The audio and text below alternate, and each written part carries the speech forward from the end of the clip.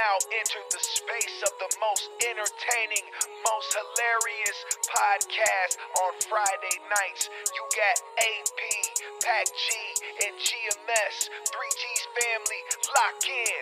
Let's go. 3G's, 3G's, 3G's, we the 3G's, 3G's, 3G's, we the 3G's, 3G's, 3G's, we the 3G's, 3G's, 3G's. This is the shit they've been asking for. 3G's, you have to know. Pour up a drink and pass the dro. Friday night's a classic show. Once a week we at your door. Guaranteed last for show. If you hatin', just watch the glow.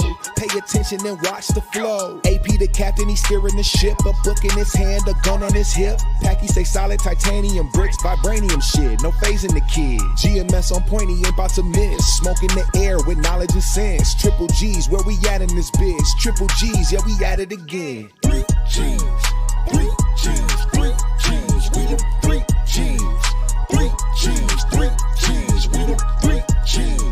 3G's, 3G's, we the 3G's, 3G's, 3G's, 3G's, 3G's, 3G's, we the 3G's, 3G's, 3G's, we the 3G's, 3G's, 3G's, we the 3G's, 3G's, 3G's.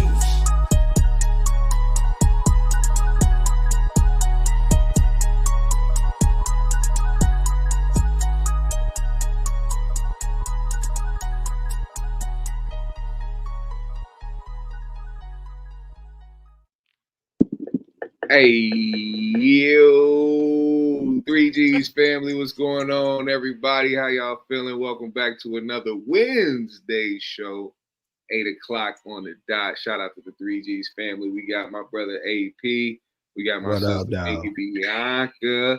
Wednesday. Hopefully Yeah, Packy's coming. He just hit me. His laptop is updating. It's doing an AP right now. Oh, it's doing an AP right now. All right. Yeah, it's doing some updates. So he said he should be here soon. Yeah, y'all go ahead. Y'all tap into the live chat, man. Hit that like button, subscribe, all that good shit. Hit the share. Y'all already know what's going on, man. What up, Zen Master? What up, Golden Radio Hour? What up, Glow? What's going on, 3G's family? How y'all been? How y'all be? Man, how was y'all week? Great. Yeah. Our week was good, great. man. Great. Was that a sarcastic great, or was that a no? That never that, man. Listen, man. If it ain't bad, it's great. If it ain't bad, it's great, nigga. Like, you know what I'm saying? There's people out here doing bad, man. You know, it's some lot of things could be wrong, and if ain't shit wrong, nigga, it's a celebration, brother. Right. Oh, that's right. I feel you. Had a good week. Oh, hey, Queen Kels. I see Queen Kels, Daryl in the back. I had peed on my pants and shit. What? You know, but I ain't trip on that. Talk more. What? Huh? I try to one hand. I have my phone in this hand. I try to one hand it, not knowing my pants was baggy. So I'm pissing right at my pants, and that shit's misdirected to piss off. It was just crazy. It was just crazy. Yeah, misdirected piss. Man, I was aiming. The pants was. I had them the way I had. You ever had your pants like where they open, and they just flared the fuck out real bad? And it hit the corner of the flare and directed the other way. You know what I'm saying? Oh, that shit, the laser beam. Yeah, I mean, I missed. Motherfucker, fuck y'all niggas, man. Everybody dick just so long, you just all the way past your pants all the time. It ain't always like that, motherfucker. Oh my Lord. Okay, see, I don't know anything about that. Well, long story short, I pissed on my pants. Okay, well, you made it. Shout out to you. Yeah, you made it out of that jam. And I'm still here on time. Oh, it happened today. I'm just talking shit, nigga. I took a half of a truth and made that shit way worse just for a joke. Also, it happened today. It wasn't even like that, but I just thought it would be funnier yourself to today. GMS was trying to get to the bottom of the shit for real. He's like, wait. Okay, you be your dick. Show me where you was. What was you doing while you were? Nigga say, I'm your pants. I'm your pants. You your dick. What happened? Nigga, like, no, we're not doing that. We're not. Niggas just start You don't- wriggling his body. He said, so I just start doing this shit. You know what I mean? And then the shit just start going everywhere and shit. You know. That's it, right? I can't. What's going on with y'all, man? Man, what's up with you, man? I told you how my week was. Yeah, what about you, GMS? Tell us about your week. The week was good, man. You know what I'm saying? The week was really good, man. I had a lot of inspiration around me this past week, man. It's been really good for me and my soul and my my well-being. Also, the job is going great, man. I love my job, bro. I love my job, man. I love the people. Have you been writing music? A little bit. More so just writing down my thoughts and shit, you know. Trying to keep track of everything that's been going through my head, you know. For the artists out there, man, y'all gotta understand a lot of people that write music or rap or sing or whatever the case may be, you get a lot of random ideas through the day. You get a lot of random lines, bars, whatever the case may be. And a lot of the times people do not write that shit down or, you know, just take their phone out and put it in their notes real quick. I'm telling y'all, man, do that shit. You'll thank yourself later on, man. Don't let those thoughts pass you by. Smart. You know, sometimes I do that, even because I'm not like a musician or anything, but you know, I'm a little bit of an artist, a little creative. I write some poems and stuff on the side, and every now and then I will like quick, you know, take out my phone and just jot down a line of something and come back to it. So it does help. Oh yeah, I want to go. Glow. I want to go. Glow, that's my girl. Hold on. Glow's my girl. Shout out to Glow. Because she's saying we need a new. Hey Jeff, she's saying we need a new intro because I'm not in the intro, but I'm okay with the intro the way that you know. Nah, we do need a revamped intro. You know what I'm saying? I got a lot of beats just sitting in the tuck, man. I got some shit that I need to, you know, make sure I get off my chest as well. So I'm gonna be in my creative mode. You know what I mean? This nigga new album gonna be like, bitch, I'm gonna hate you, bitch. Crazy, bitch. This nigga gonna do punk rock. I hope you die and go to hell. I just don't know about hell. You fucking bitch. I fucking hate you, plus you fucking bitch. Oh my gosh. Yo, AP Loki just gave you some fire right there. Like it might feel good. Oh my God, I can't. Y'all stupid as hell. But love will do that shit to you. AP is so happy with his Damn. This nigga's retarded, man. Oh my gosh. I can't. Because it was how he was lining it up. He was like, yeah, man, you know, I've been jotting my thoughts down and I've been, you know, my musicality has been, I've been focusing on things that's going on. Yeah, you know, Biggie knows I'm about to start doing music again and start recording this shit. So she wanted me to put that out in the atmosphere. I got to keep being encouraged to go and record some shit, man, because I be working a lot, but I need to find the time to go in there and just actually, like, you know, go in there and record. Document your life, you know what I'm saying, and get that shit out. That's why, just like I was telling you, like with AP, I mean not with AP, with Mary J. Blige, like we love to hear what's going on with people. Is our brother coming in? Y'all ready for Pac G? Pac here. Hey, let's see what happens. Oh no! What is happening? You sound like you're under the sea again. What happened to the mic? Is the lapel mic? I know what I did. Hold on. I know what I didn't do. Y'all chill. Sound good. Shit. Nope, that ain't it. Hold on. I know what exactly what it is. Whatever you're doing right now is working, nigga. You sound normal right now. You don't hear us. Apparently not. I'm running a little late, y'all. Can you hear us? Hold on. Hell no. Nah. You can't hear us, can you? Demo. Black Gilligan's Island looking motherfucker. You're good. Yeah, nigga, shut up. Fly fishing ass nigga. Yeah, I caught some swine. They got some swine down there at the I'm a fly nigga, down. man. Hey, that's what fly we niggas do, man. We fly fish, man. You feel me? Mm-hmm. Backy clearing this. At least you can hear me. Can y'all hear me? Yeah, y'all hear we me? can hear you. We can hear you. Okay. Yeah. He said, Hey, "Stop man. touching shit, you good." We miss you, Jeff. That's funny. Stop touching shit. You good? All right, Jeff. All right, motherfucker. We hear you, motherfucker. I hear you, motherfucker. Yeah, man. What's up? All right, brother? so y'all want to get into some news right now? Yeah, let's get into Like, it. what's going on out there? Let's do it, man. Let's get into the show, man. We ain't gotta shoot the shit no more. Let's get into the show. Okay, so and GMS, I don't know if you were able to find her yet, but there was a woman that worked for a school district that was sentenced to 9 years in prison for stealing over $1.5 million worth of chicken. Chicken. That's old, ain't Oh it? yeah, we can pull her up. It was all that she got arrested, but she just got sentenced for it. 9 years. Oh, damn! They gave her 9 for some chicken. God damn. 9 years for some chicken, chicken? dog. Look at her. Do She y'all- ain't gonna make it, bro. Now, let me tell y'all though, this is the thing with her though. So you know how they figured it out? They figured it out because apparently they were looking at the invoices and she was ordering chicken on the bone. Remember, Pecky, you was talking about how you getting chicken on the bone in prison? Well, she was getting chicken on the bone for the kids in school, and apparently that's a health hazard. Like they don't order chicken on the bone for children in school. And it's dangerous, Binky. When them kids go home and eat chicken on the bone, how the fuck is that a health hazard? Well, because they could choke, stuff like that. So they don't order that for schools. I'm just saying. Wait, do we know what grade school this is?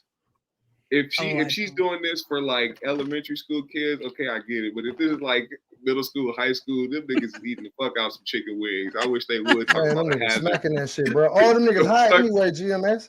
Half the niggas high. They love them know. chicken on the bones in that motherfucker, man. Why they depriving the kids? First of all, I hope all the kids make a GoFundMe for her so that she can get out. Matter of fact, I heard Kansas City Chief, football player, said he was about to put up the 1.5 just to pay them back and say, get her out of prison, man. She was doing everybody a service. Yeah. You don't lock this lady up. It probably started off real simple, like most scams do. She was like, you know what, girls, I'm tired of eating this old boneless ass chicken on our lunch break. Like, let's just order us an extra case with the bone in. It probably started off real modest. You know what I'm saying? Then so long, the bitches was like, she running in the Arab niggas at the chicken place, like, where y'all get y'all chicken from? He told her parties. I get you a case or two. You know what? What you'll give me for a case or two? Now all of a sudden she doing motherfucking dope deals in abandoned warehouses with Arabs and Iranians.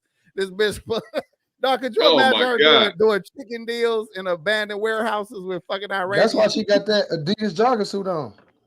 This motherfucker like, on Allah, she had the chicken better be there. That motherfucker. You hear me, GMS? She had a submachine gun underneath that motherfucking Adidas jogger. Then she, dog, and she had a gold chain. Hey, they took her gold chain with the $ emblem off that motherfucker. She got the old school drug dealer. She got a Mercedes-Benz one, G. Nigga, she had the iced out, hell yeah, G. She had the iced out Mercedes-Benz emblem and shit. She had a Jeep with the top off. Hey, she had a Cadillac pinky ring and shit.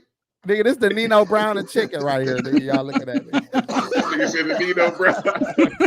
It's the Nicky Barnes of poultry in this motherfucker, man. Nigga, this the Frank Lucas of wings, nigga. But how do you think 9 years is a lot? That feels excessive. I don't know. I mean, it was a lot of money worth of chicken, but 9 years.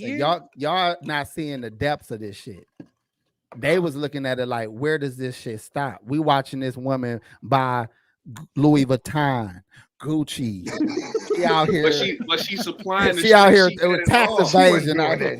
And what they not telling you was that she had a variety, man. It wasn't just certain. It wasn't wings, man. She had chicken on the bone with the breast. She had the thighs. She had a variety. This bitch was the Willy Wonka of wings, motherfucker. Oh my No, God. nigga, she was the Houdini of motherfucking boneless. Hey, GMS, what Rick Ross said? He said they say it's a chicken wing shortage, but we got plenty of time. She the Rick Ross of rotisserie. She the real bird man. This the real bird man. Griselda Gristle Blanco. She the El Chapo of chicken nuggets, nigga. Fuck you, man, boy. Do y'all think she ever showed up at like any barber shops trying to sell her chicken? Nigga, she didn't have to. Oh, I'm telling you, she was wholesale, baby. She was getting that shit one. It was one slick move. I ain't gonna lie, she ain't got no hairline, so I don't think she's quite frequently in barbershops. So you know what I mean. So you know what's sad? We need to read her case. I guarantee it's some niggas that was working up under her that snitched on her motherfucking ass. Told on her, no bullshit. Oh, what she ain't got? She had a whole crew of niggas. Hey, my nigga, the last unicorn said she was lemon pepper pimping. Damn. Different level. This is a different level of crime boss right here, nigga. This is some shit y'all niggas wasn't even ready for. Hey, my nigga said I ain't never heard of a poacher she was getting it wholesale, nigga. She was getting it for the low, nigga. Oh my God. The 1.5, nigga, the 1.5 is crazy. That's insane, G. That's crazy. a lot of money, G. Do people That's understand insane. How do you do the calculation? You know how they do with street niggas? Like they catch you with one key. They be like, that's $10 billion street value. Like, nigga, one key. Oh my life, my life. They had you looking like G. On what? G? They had you looking like you'd been selling the whole Eastern Port. G, you got the whole Eastern Port. A nigga get caught with a 4 on the split, G, and they swear up and down you got bricks. Street value of $10 million. $10 million. 4 on the split? What kind of 4 on the split you selling? Did y'all say this was old? Yeah, the case is old, but she just got sentenced. That feeds I remember when it happened. My theory. Y'all remember a few years back we had a chicken shortage.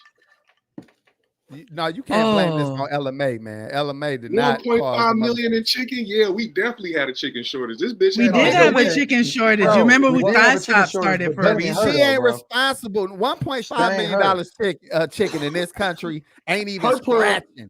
Her plug didn't have nothing to do with it, G. Her plug was out the way of that chicken shortage. Her plug, they were on the back end. He got his own supply.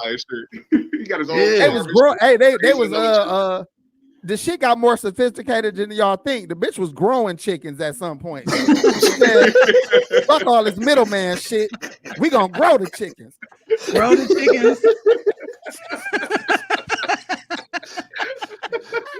How many eggs was she producing a week, G? Nigga, 7 billion street value, nigga.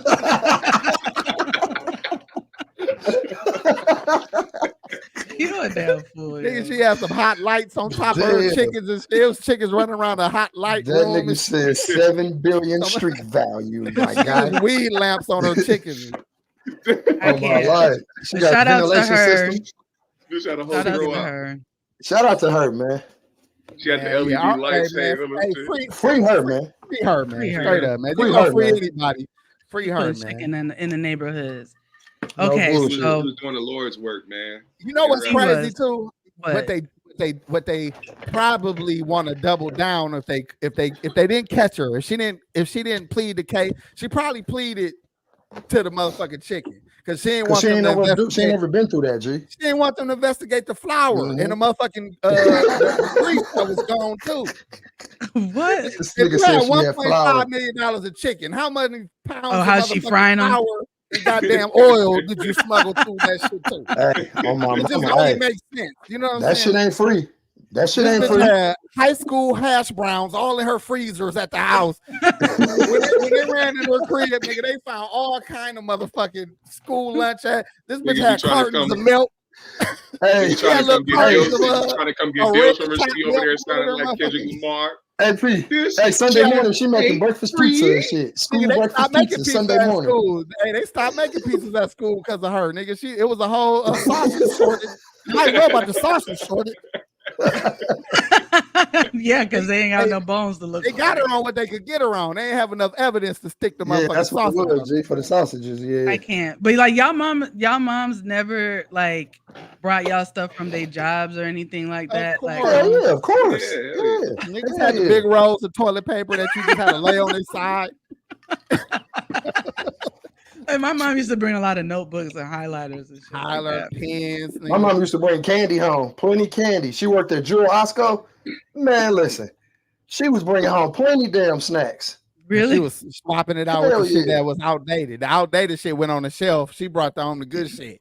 All the good shit, yeah. Y'all gonna eat this old shit. Y'all buying it off the shelf. We eating the good shit at the That's a crib. good point.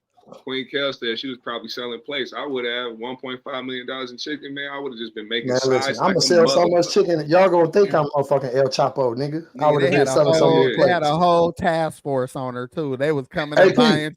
They had little D-Tex and matter of fact, Packy dressed like how the motherfucking D-Tex was coming to get plates from her and shit. Hey, Like, yeah, let me get a 4-piece extra crispy. 4-piece with the Let me get a 4-piece extra crispy. rice 4-piece extra crispy. This her right here. This her right here.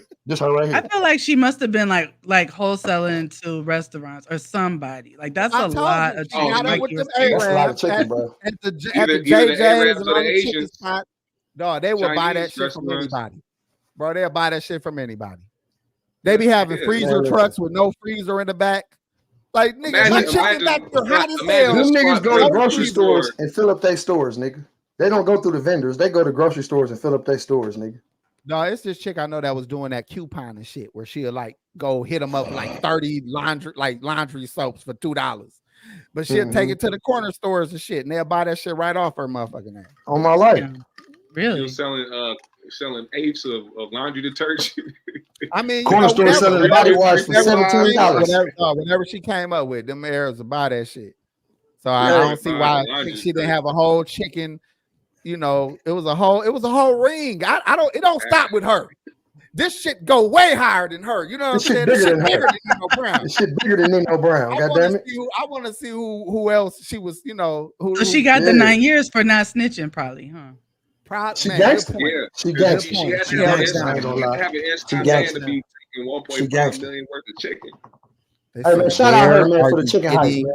The hash for real though, man. She like, I don't know what hash browns you're talking It's very rare that you hear about a chicken heist, my boy. Hey, you see that? You see that? Hey, highlight that from Wade Bird.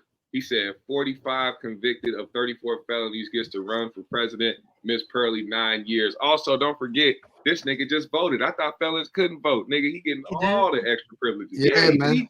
He went on TV and was like, I just voted. I voted. I voted for myself, of course, because I'm the best. I'm the best candidate. I'm the best choice. I don't care if I'm a felon. They took my vote anyway. You see, we're rigged. It's rigged. It's rigged. I got to. That nigga said, "Pop, hold it down till the chicken fire timer go off." It's rigged. I love your Trump impressions. I swear. Hey, make sure y'all hitting the like video while y'all the like button while y'all are in here. We didn't say that earlier, so just make sure y'all are hitting that. All right, now moving on from Miss Pearly or Miss Anime, whatever y'all were calling her. Frank Lucas. In some other sentencing news, so Blueface was just sentenced to 4 years in prison, and Chrisean Rock is now facing 8 years in prison on some drug-related charges. I don't know if y'all remember, but she had actually shown up to Blueface's hearing that he was at, and she showed up with the baby to support him, and she ended up getting locked up. I was reading the comments and laughing, but go ahead. My bad, though. I just it's okay. Well, highlight it, so I want to laugh too. No, she was rolling up a restaurant like a G with a briefcase and the finest chicken wings. Look, I got these. Hold on. I got these, motherfucker. You feel me? She got 2 cases on her, nigga, not one. She got, I got hey, then the nigga that was buying them like, man, no. Where them chickens from the last time? Where the last batch? Yeah, the last batch. The all white ones. Like, go ahead. They was a little lighter than that. Oh, you don't want the chickens with white breast, though. You don't want the chickens with feathers still in them and shit. You can't hit with all dark meat. I don't want that shit. I want the all white. She sent her homie to the G-Wagon to go get the other case. Like, go ahead. So when you fry these become pure Colombian crispy. Pure Colombian crispy. No, that shit just had me laughing. I'm sorry, man. Back to Blueface. I didn't mean to derail it. It was just that shit. I visualized that shit. Go ahead. Man, free the chicken boss, man. Okay, Fuck that. so do you want me to repeat what I just said? Sure. Just for the people Okay. that forgot. So Blueface was sentenced to 4 years in prison. Basically, he kept violating like his parole and everything. So they had to give him the max for what he, was on parole for. And now Chrisean is facing 8 years herself. And she had an open warrant out, and she ended up showing up to court to support him. And that's how she ended up getting arrested, because she had that warrant out. So what do y'all think about that? I mean, internet fame kind of really made them, and it's almost like they had everything in the palm of their hands, and they just blew it. They're crackhead.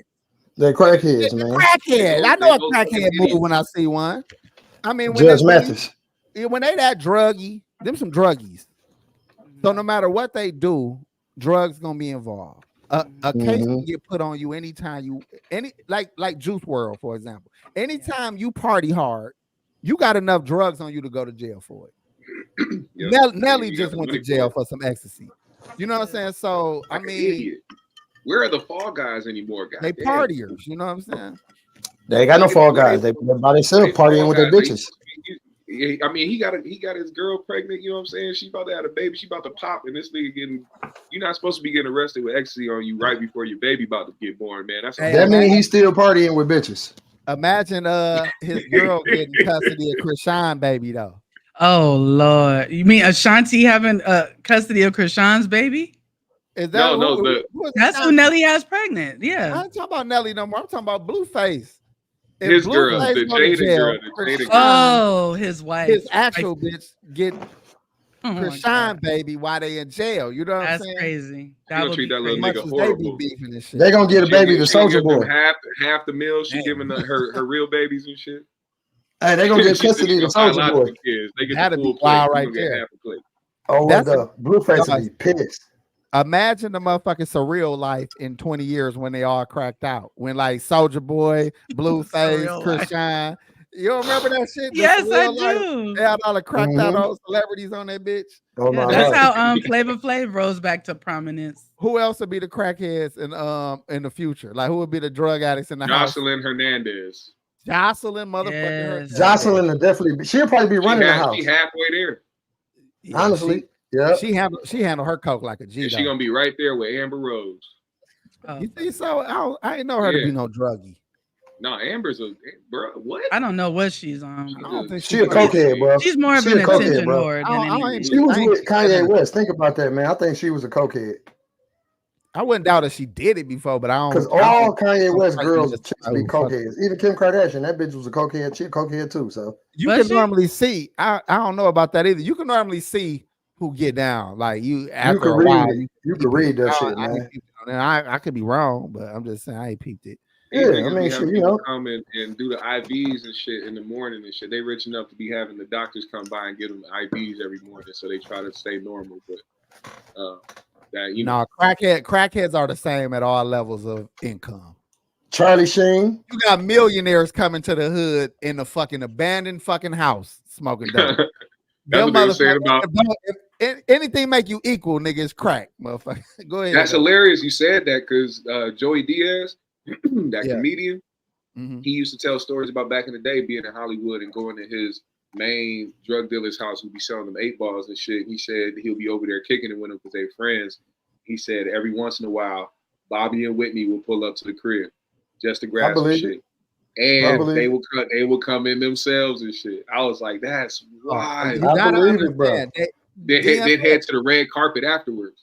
Nigga, they'll find DMX, who was one of the biggest rappers of all time. If y'all don't know that, I'm sorry to inform you. He was one of the biggest rappers of all time. Yes, he was. Yes, and that nigga would be in abandoned motherfucking apartments and laid up. Yeah, straight up like in the hallway. He can tell you too. He don't give a fuck. He didn't give a fuck. But they just showed him when they had that documentary on Max or HBO, whatever, on Max. With him, where they were following him around not too long before he passed away, and they lost track of him during the filming of that, and they found him. So, yeah, he was still on that. Like, y'all think ODB was the same way? Yes. Yeah, absolutely. ODB. I feel like he was an introvert crackhead. I feel like he was mostly in the house with it. That's kind of what I was gonna say. and they had a type of fan base that they'll come to you. Like Right. Wu-Tang had a type of fan base that they're gonna be right there for you with all your pleasures, whatever you Hell need. yeah, on my life, whatever you need. Silly ass nigga who had to slip away from his white manager that they'll hand you they bitch and shit. Here, man. DMX was climbing out of bathroom windows and shit at Arby's and shit. He's like, man, what you mean? I gotta go to the bathroom. What you mean I can't go? I don't need you to hold me kiss. I mean, I know what my dick is. I don't need you to hold my dick. AP, me and that motherfucker like, I told you, order me a beef and cheddar, some curly fries, and I'll be right back, motherfucker. Order my shit, man. He's taking out the bathroom windows at Arby's and shit. I said a beef and cheddar with some curly fries. I'm like really picturing that. That's crazy. No, I really see him doing that. Hey, they gonna pick him up from the precinct and shit. He like, I mean, come on, man. You already know what it is, man. You know what I'm saying? I mean, shit, I want to get hot. I want to smoke shit. Get original roast beef. I don't want any cheddar. Come on, man. Stop playing with me, man. They got the beef. Okay. Oh shit! I'm telling you, all levels. Like remember when Charles, what y'all say, Charlie Sheen, when he was having his little moment, he didn't give a fuck. He said, "Yeah, I smoked big rocks, the mother." Like he didn't care. With AIDS. Or HIV. Oh my God! Yes. He had hoes in the house that he was currently fucking smoking crack. And where is this nigga at? And they still fucking him. Like 10 years ago. He's still out there, G. Trust me. He's still out there. Hey, that nigga down the street. That nigga probably down there on motherfucking on Hadley or some shit down there on 25th. What's that 25th and Hadley in the hood, in the trenches? He over there with that shit. But that's what I mean. Hey, niggas like, folks, I seen Charlie Sheen today. And it's regular too. They treat him like a straight clucker. Like, man, get your ass out of here, man. Hey, he made $1 million. Hey, that nigga made $1 million an episode. He down there talking about, man, look, man, this watch. My dad gave me this watch. All right. What you got, $20? I'm gonna give you 2.5 rocks, nigga. $20,000. He's like, not down here, motherfuckers. Worth 2 rocks, nigga. What you?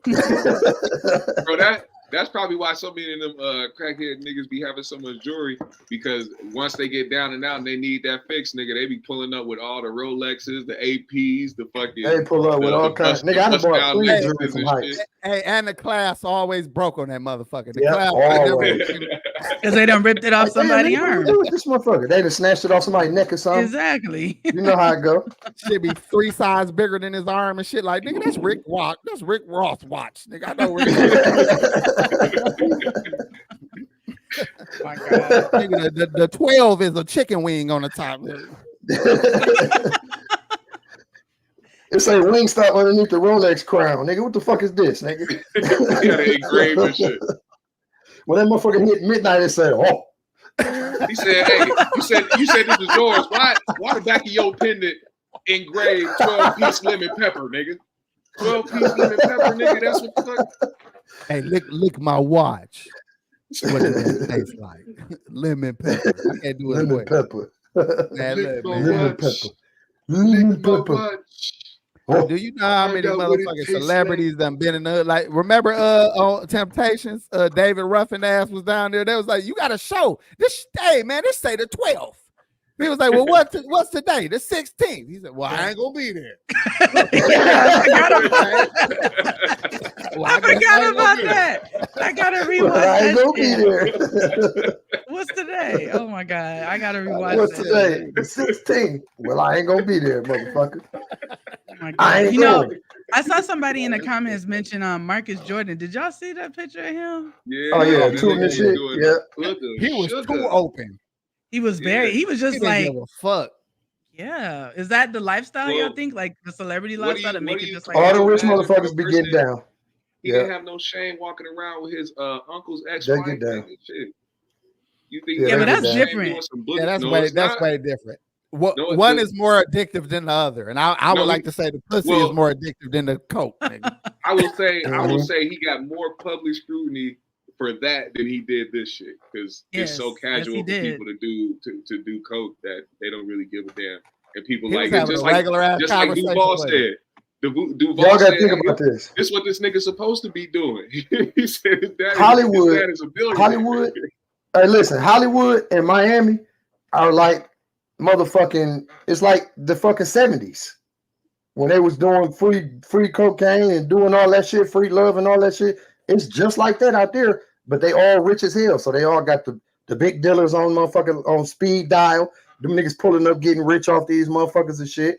You know what I'm saying? They all having Hollywood parties. You know how many parties go on throughout a whole week? And I'm talking about Monday, Tuesday, Wednesday, Thursday, Friday, Saturday, Sunday. Every fucking day. It's parties, plenty parties in Hollywood, bro. Yeah, but it looked like he was at lunch too, Pac G. It looked like he was sitting at lunch, just like on a Wednesday. Like Wazir said, he said, bro leaned into it. He put his back into that hit. That nigga said, he hunched his back. He had scoliosis. This motherfucker was leaned all the way. He didn't even have to do all that. Hey, and you know he bigger than normal size motherfucker. True. So that spoon probably a whole tablespoon. It looked a little with his hand and shit. But that shit, if it was on the table, that's a soup spoon to my ass. This nigga was. He probably got the soup spoon, G. He probably got the big soup spoon. Nah, that nigga was going to work. He's Scarfacing out there. Them niggas be Scarfacing off that shit for real. Hey, that's how the chicken lady was trying the flour before they gave it to her. hey, she was doing gummy. She was doing gummy. She said, okay, all right. Oh, that's that all purpose. That's all purpose. That's all purpose. I told you I need self-rising now. I don't want none of that bleach shit.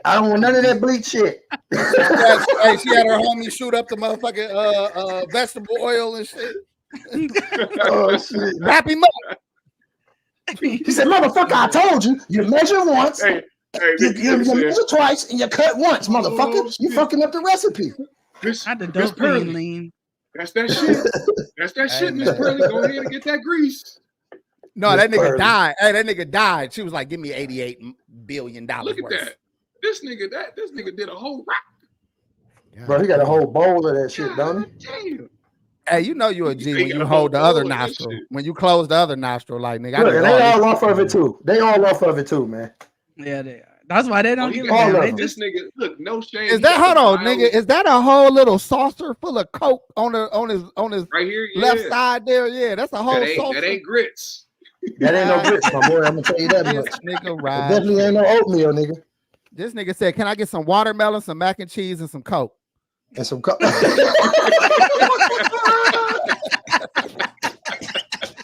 Hey, whatever boat or restaurant they own, they probably serving it just like that too. Yeah, just like that. Just like that. They serving it just like that, G. I swear to God, they are. I guarantee. You probably got we have coke-infused mimosas, and we have.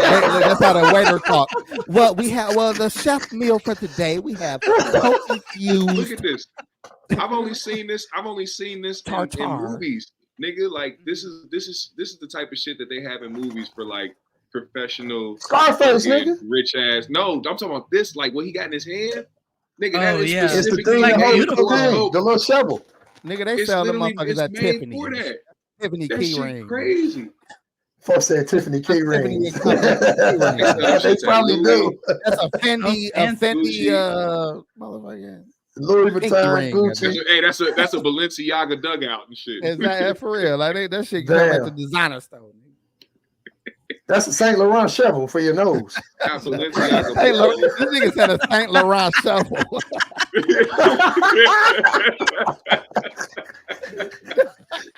Saint Laurent mini shovel for your nose. That's how much that would sell. A YSL shovel. Nigga, that shit gonna be 5 G's. I wonder, can you sell those openly, or is it prepared for nail? Porn shops sell them, G. Porn shops sell that shit. Coke spoons.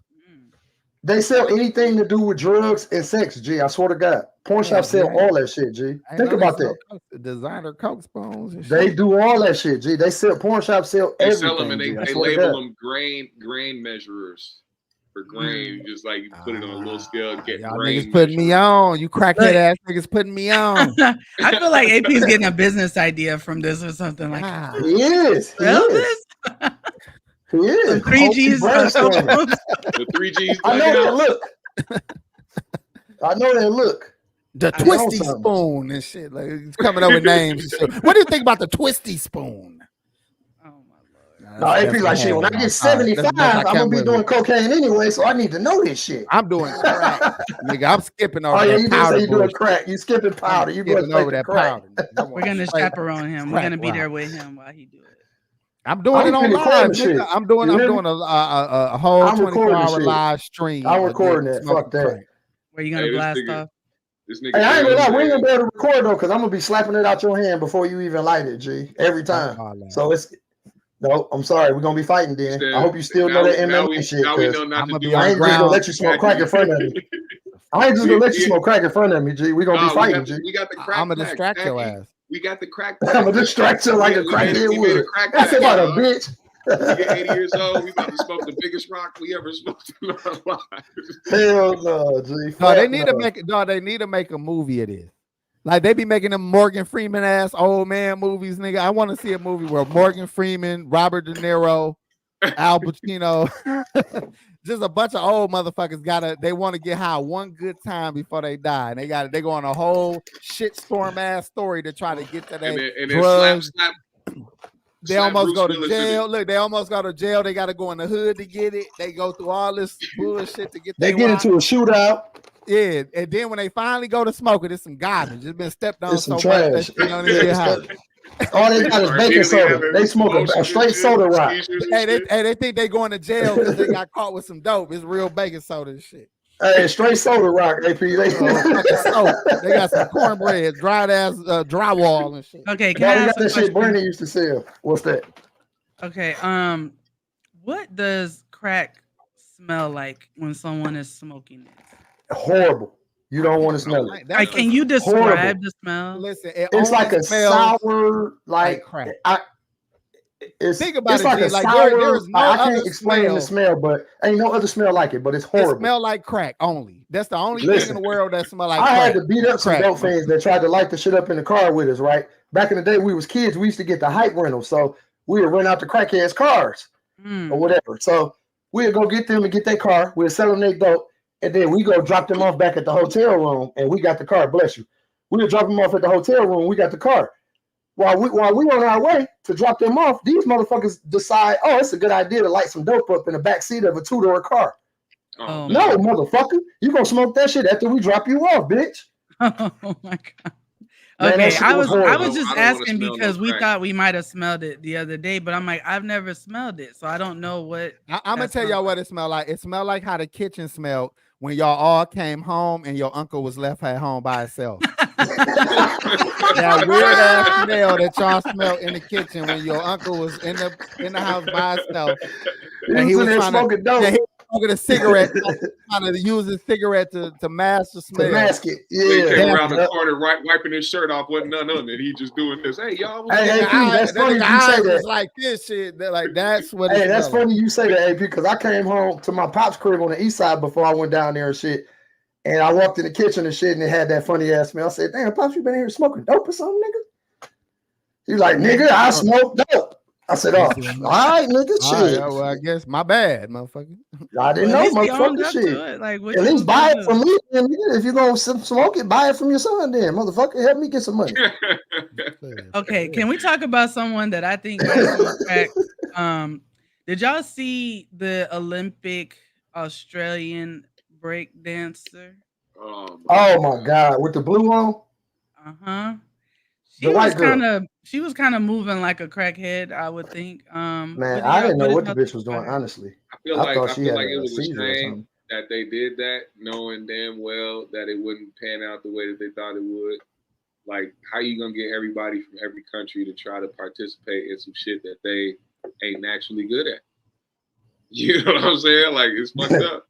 Yeah, like every other event, even with the random events that they got going on and shit, just the random ass games that they got going on. These people be really practicing and dedicating their lives to that shit. These motherfuckers didn't do that shit day in their life. That bitch looked like she just started practicing this year.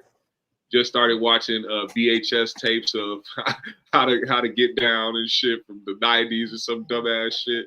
Like, you know, they was watching motherfucking breaking and shit. Rewind and breaking. Australia or some shit. Yeah, she's Australian. Yeah, you better go ahead and chase kangaroos, bitch. You are not good. at this But shit. they right had here, people man. there. They had people in Australia that's cold. But her and her husband, She not though, G. her and her husband made themselves responsible for choosing who the fuck going to the Olympics. That's No. cool. What? No, Her- G. yeah, Hell G. no. Come on, man. Her If they and her gotta be the husband determined she made factor they for me, somebody that's good to get there, I don't want to be involved. Hey, y'all She need to made look they up her homeland look husband bad. dancing. Y'all need Because- to, and her husband made himself the coach, the Olympic coach for Australia. So Is he Hey, cold though, G? Tripping. no, he you can see how I the was bitch about got to this say, dance like, she come on, dance. G. She Bro, bogus as No, hell. they both trash, but apparently there's a lot of dope motherfuckers over there. But Uh-huh. they finessed it where they was the only ones going. But I'm gonna tell y'all right now, That's a I cold think the lick shit- though. I think the shit genius. It Why? is genius. That's a cold lick. Man, I'm gonna tell y'all right now, I can't name 5 Olympic gold medalists, but I'm gonna know that bitch for the rest of my Tell your life. life. I'm gonna know her and that nigga that was shooting that gun, that little dark gun or whatever the fuck that was. Yeah, I need to get I'm his gonna know name her and too. him. I don't need to even get his know name too. nobody else, but I know them I- motherfuckers. I know American gold medalists for sure.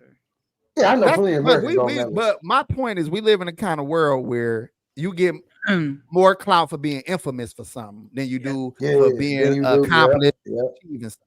That's a fact. We're gonna yeah. know this bitch Clout. far more than anybody else. You know what I'm saying? That's true. And But if I mean, if she's smart enough to embrace the ridicule, which she kind of fucking up on right now. She actually trying to explain away this bullshit. If she would embrace it, that bitch would be, man, she'd get so many endorsements and rich and shit. This bitch I would was be, nervous. I was nervous. I wonder if they got the one with Family Guy behind it. They have one Hey, where they I was seen that one, playing. Binky. You I saw seen that one, one? Binky. Swear to God, Oh, hilarious. don't mute. Look at Hey, this mute it. PMG. GMS. Yeah. Oh, When she Peter- really, no when wait. Peter- She really Oh, did the my roo. She did the roo. What the fuck was that? This bitch did the roo. All right, you know what? No, I'm sorry. Oh, she did the roof for real, G. This bitch did the roo. I don't want to watch that more. You made Australia look horrible. Binky, you gotta find that. You gotta find that shit, Binky. Swear to God, that shit hilarious. I seen that shit yesterday. I was dying laughing. That's when I saw it too, Packy. I was like, "Oh my gosh, that's Peter." I know that voice. Right after we got off the little motherfucking sound check, I seen that shit. Right after we got off really? the sound check. Yeah, right after we got off the sound check. That shit was hilarious. Well, she got zeros all across the board, y'all. She got zeros. I ain't never seen nobody get zeros. I don't know They why had they was before. cold. they had some cold dancers too, like it was, especially the males. So they had some cold breakers. You ain't heard shit about it. You ain't seen a video of that shit because they plastering this bitch everywhere. Yeah, Like and I I think said, Crazy. and I Would you think they rather be said they're known- not bringing it back either. Would you rather be known for what she did than to not known at being a gold medalist? Folks, I'd rather be known for that bullshit. I ain't gonna lie to you. I did Your my life thing out changed. there. You And gonna guess be rich what? as And fuck guess if you what? embrace I'm that gonna be shit. rich and I'm gonna be like, I did my motherfucking thing out there. Well, I because did. And I know I was on some bullshit. I knew I was. I I'm was gonna hold fucking it them down. up. Remember the gold medalist I was fucking them up. Swear to God. That's Okay. how she Niggas in New acted. York. What? Hey, Nigga, see. what?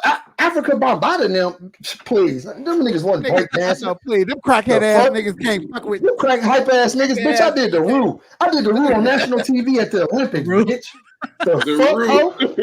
I did the Roo, bitch. You got me fucked up. AP Nigga, Foles, that y'all. bitch, Oh, he that bitch good. did the real mother. That bitch did the real motherfucking sprinkler. She What was pulling sprinkler? out all kind of shit out her ass. All kind of shit out her ass, G. Swear to This God. bitch did the. Motherfucker hit the- That bitch did the mashed potato and all kind of shit out there. Mashed nigga. She potato, was fucking monster y'all up. mash. She did all kind of shit. She was perking. I said, damn, this It's time bitch, for Hey, this man, bitch is using dog, all American moves, G. Like, that's a perk. finish him.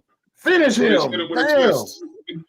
She did look like she fucked him up. the dance battle in White Chicks. That's what I was thinking when I was. Now think about that too. Oh, what she couldn't be in Fortnite. That's funny as a bitch. Fortnite dog snap with Oh, that. what? I ain't gonna lie. He Dude, she got snapped. so many. She got so many branding. She got so many branding options now from that bullshit. She gonna be on Nike might plug her. all of that. Adidas might plug her. Motherfucking a good chiropractor that wants his business to. A If I was damn a good that chiropractor. bitch had to fuck her back up with all that shit. I'm like, man, your back hurting you? You having trouble sleeping? God, this- Had that bitch bugging in the background. Hey, P, that bitch had to call Top Dog Law after that one. Hey man, get your dog, man. Get your dog, man. Top Dog Law. Get your Hey, dog, man. Look, man. Oh shit. Hey, you know, I'm just Hey. saying, we don't know these motherfuckers. It's so many, like Simone Biles. Let's go back to that. Remember last year we was her husband was saying I didn't know who she was when I started talking to her.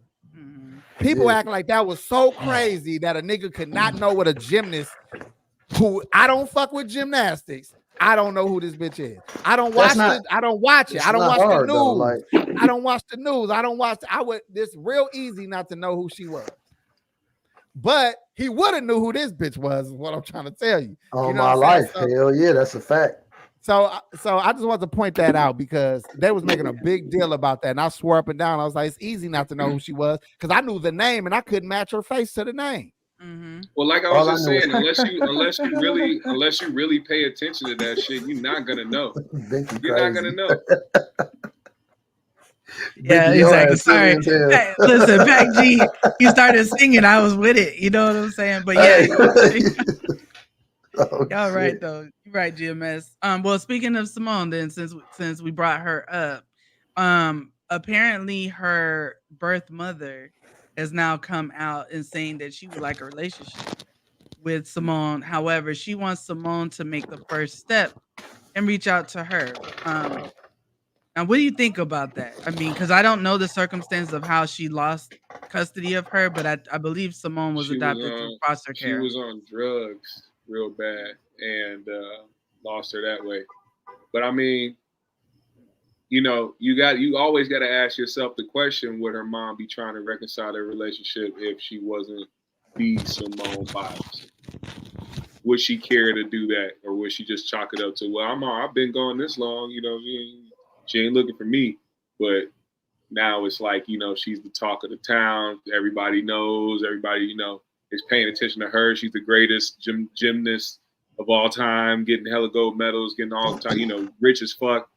Of course, you know what I'm saying? You got to ask those questions. Who knows if her mom would have, you know, wanted to reach out to her, want to reconcile their relationship otherwise. But, you know, she, you know, and then to go to her saying that Simone got to reach out to her, it's like, nah, man, like, you know, she didn't ask to be here. You know what I'm saying? You reach out to her, and if she don't want to, you know, get a relationship going with you two because of whatever the case may be, then you gotta chalk that up. You gotta eat that and move on. Hey, I ain't gonna lie to you, MS. That shit right there, that whole situation is kind of fucked up and hard because I feel like a motherfucker should always want to rekindle or reset up the relationship and make shit better because it's mother and daughter or mother and son or whatever the case may be. You feel what I'm saying? Because at the end of the day, y'all family. You know what I mean? Like shit, y'all got to fix this shit, man. This ain't no, you know what I mean? Like shit. I just kind of went through some shit like that my damn self with my mama, and my mama been one of my best friends all my life. You feel me? So, nigga, I ain't talked to my mama in a year and a half, bro. But y'all talking now? Shit, she just called me yesterday. Okay. So y'all starting to mend it back. So, yeah, I mean, shit, we had some words with each other back a year and a half ago. I went and apologized to her maybe like 7 months ago or whatever, and she wasn't really responsive to it. So I just left it alone and said I did my part in my piece, and I'm gonna leave it on her now. So yesterday I just got a call back from her. So now me and my OG is back.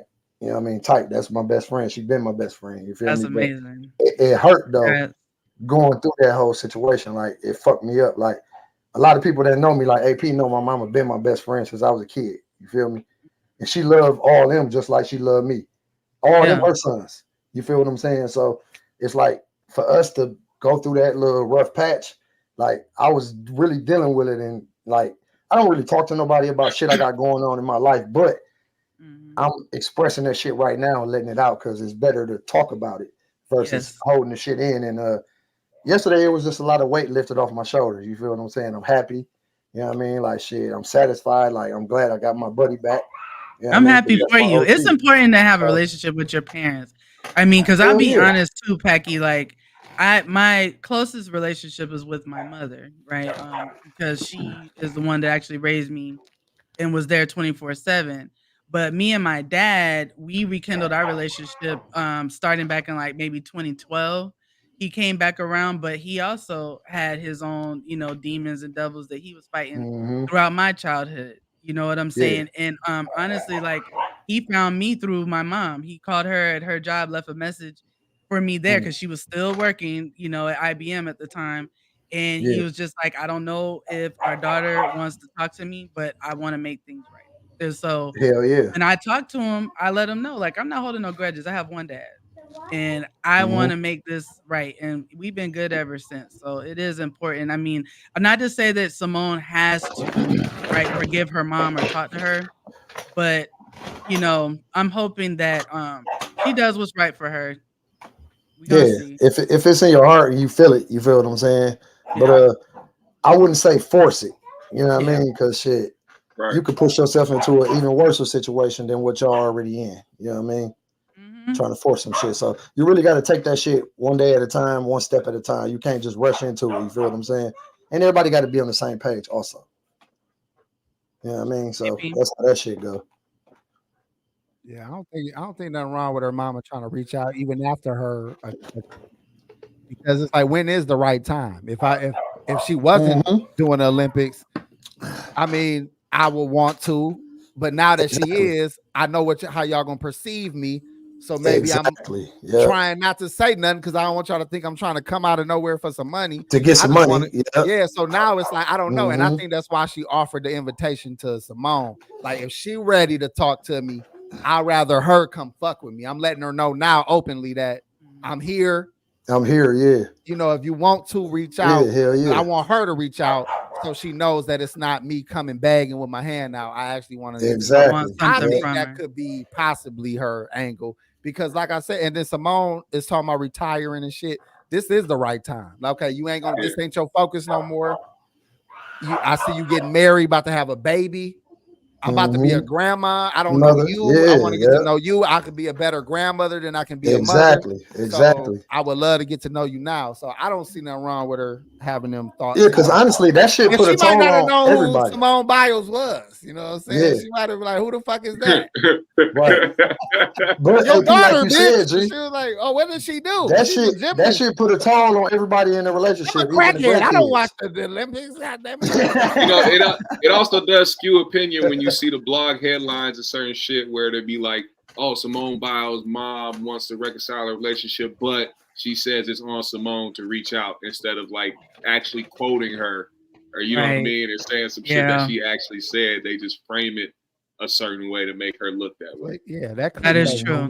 But it does make more sense that, like how AP was saying, like it does make more sense that like it could be just her saying, "I'm not trying to like get something from you because you're rich and famous, but I want you to know that I do care for you." Because no matter what, anyone that's on the way. That's right. I'm gonna cut you off. No, that's okay. But no matter what, like when you're a child that has a parent that is missing in your life, you love that parent and you miss that parent. You know what I'm saying? You want them in your life. So just knowing that that parent also wants to be in your life is important, I think. And then it's up to, y'all, if y'all come together or not. Can I please say this? Because I think it's important for me to say this. Mm-hmm. If in fact I do have a child out there that I don't know about, and that child happens to be listening to this, just hold that L. Don't come looking for me. All right. I don't have space for you in my life right now. So just take that L. Wow. That you've been doing, stand up of you, guy. Apparently you're doing okay because you wouldn't be able to afford, you wouldn't be watching me right now if you was that fucked up. Dear Adonis, I'm sorry that man is your father. Shout out to Joe Blacc. What up, G? Oh my God. Dear Adonis, I'm sorry that man is your father.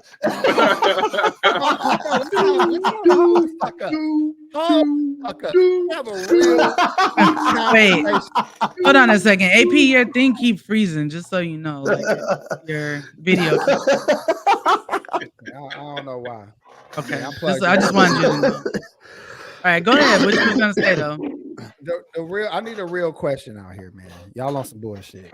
Now, mind you, I'm 40 years old, 41.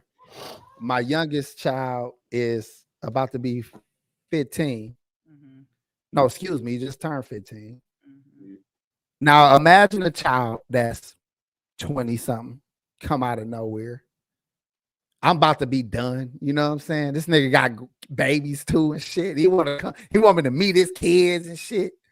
Yeah. Hey man, I can't do it. You know what I'm saying? I can't do it. I don't know. I don't even want to find. I don't even want us to. Nigga, you can look just like me. Stay where the fuck you at. Are you Oh, my serious? mama. Hell yeah, I'm serious. He light skinned. Binky, of course he's serious. Man, y'all can say what the fuck y'all want to say, man. I'm tired. I'm so tired. Listen, hey, you can set some expectations, G. You can set a line of expectations, G, and say, hey, look, little nigga, I'm your daddy, nigga. Hey, man, shit was rough, but it is what it is, my nigga. You feel me? Hey, G, let me ask you something. And some y'all know me enough, I think, to answer this question. If I know you. That child came into my life as a child, do you think I'm the type of man that wouldn't have took care of him? No, you would have took care of him. No, G. I know for a fact. You would have took care financially. But emotionally, financially, not emotionally. But financially. But if you not emotionally, come not at all. into my life as a grown ass person and we missed all that time, God bless you. I'm sorry. Man. Your father is in heaven. Your father is art thou in heaven, nigga. Because I'm not him. Your father is whoever your mama was fucking with, whatever you learn, anything from nigga, any nigga you learn something from, that's your daddy. All the good brothers that's been in your life that the Lord provided you with, that's who the fuck you call daddy. That's who you call on Father's Day, mother. Them your daddies, nigga. Call all them niggas on Father's Day. Because I know she was fucking. Call all of them. Because I know she was fucking. Hey, I don't know your mama. So you got to tell me who the bitch is too. Because I don't even know you. hey, that's me talking about the kids I did raise. So I know I don't know your mama. He said I don't know your mama, but tell me who she is. Tell me more about her, nigga. You gotta she used to work with you. Hey, look, she used to work with you. Her name is Sandra. She used to I'm like, that could be anybody. Doesn't ring a bell. Sorry. Doesn't ring a bell. I'm sorry. I don't know what you're talking about. You know how many Sandras I done fucked at the lake? Can you be more specific? Can you be more specific? You know how many Sandras I done knocked back? Look, this her social security card. This is her picture. You ain't going. Does she have back dimples? That's what you got to tell me. Features, bitch. I don't know. I can't even tell you what would give me. I can't even tell you what will help me qualify this bitch. My Lord. Damn. You got her name tatted on you. That could be anybody, nigga. That could be anybody, nigga. You got to answer for everything. This nigga. I had 5 bitches named Sandra at this time. And they was all rich and wealthy. I don't think your mama was one of them, little nigga, because you're looking for me. Sandra, nigga. My Rottweiler name Sandra. R.I.P. Sandra, motherfucker. Oh my God. Favorite dog. Folks say R.I.P. Sandra. My favorite dog. That's your favorite bitch. Ain't shit. My favorite bitch. Man, y'all niggas some great men, man. I commend anybody who would get to know this grown ass man. Hey, G, we came up together, G. So, I don't know when you got so cold. But imagine you're cold on them, boy. You cold on them. I believe in the Most High. Handshake when y'all meet up with each other and y'all see each other, you don't know whether to give him a hug. You just kind of shake his hand all awkward. Y'all know how to do the cool handshake or the regular. I do that with the kids I don't see regularly now. I be like, oh, okay, what's up? How you been? You good? Okay. If it ain't a nigga like me, he ain't trust me because I do the niggas the same way. Oh, hey, how you doing, brother? How you doing? And keep it moving. Hey, I'll fuck around up on him, think he about to rob me and shit. Like, Dad, it's me. Hold on, wait a minute. Nigga, me. Like, you know me? You know me? Oh, I'm sorry. My fault, brother. AP all on, he unserious and shit. His son give him a hug and shit. He all got his eyes closed. He's like, finally, I get a hug, father. my dad. AP just like, Yeah. all right, all He right. cringing and shit. All right. Get him Enough, off. enough, motherfucker. Push him off. He said, Get off me. all right. Shit. So You unemotional. must need some money or something. Get your ass off me. Oh my Damn. god. Damn, rough. You ain't no man. joke, boy. Sorry, He is a man. crotchety old man already. He's only 41. I Y'all cannot gotta imagine AP realize- at 65. My Yeah, lord. I had babies put on me though. That's it. Y'all, some of y'all niggas just was having kids and shit. I had bitches lying, bitches I ain't had none of that falsifying, though. I ain't gonna lie. I ain't- falsifying documents of tubes tied and all kind of shit. You know what I'm saying? Bitches Yeah. done put babies on me, man. I So did. is that and where this comes from? I think so. A Yeah. little bit of that because it's like so much of that trickery forced me to have children that I was trying to be responsible. Yeah. Now I got family and friends who don't believe in condoms at all. Yeah. That's a fact. And they That's a got fact. one goddamn Yeah. baby. That's a fact. But That's I a fact. am Yep. Academy size box buying motherfucker, and all of a sudden I get all these goddamn kids. So You do got way more kids than a lot of us, G. I just thought you and Big Court, y'all probably neck and neck now. yeah, man. Yeah, man. You know what they tell you? We be tearing these hoes up, boy. Them bitches be like, I got to get connected to this nigga. Niggas with trash dick don't be having no kids or one kid. Listen, I only had 6, G. I only had 6 and I lost 2. I Only had 6 kids and I lost 2. that's Yeah, a lot of yeah. kids. But listen, though, Rest Binky, rest listen. in peace all to the my babies. babies, Binky, all my babies are twins. All of them. I ain't never had a single child ever. Really? I swear to God, my right-handed guy, AP will tell you that. I ain't Oh, never had a single wow. child ever. Ever. This nigga be All my letting kids off twins. double All dutch. of Yeah, them. mixed and twins. That's a hell of a combination. And my 2 oldest boys, they both in the Navy. They twin brothers. They both in the Navy. My daughter, she's a twin. Her sister didn't make it. She in her bedroom somewhere, but she go to school and work, do her thing. And then I got a 7-year-old son. My 7-year-old son, he was a twin. Wow. So I did not know and his that. brother didn't make it, but I never had a single child ever in my whole life, ever. Damn. But I want to hear y'all Amazing. opinion. I want to hear y'all opinion on that before we move But- on. What? About having a kid come out of nowhere. Oh, And y'all, that child, daughter or son is older, an adult.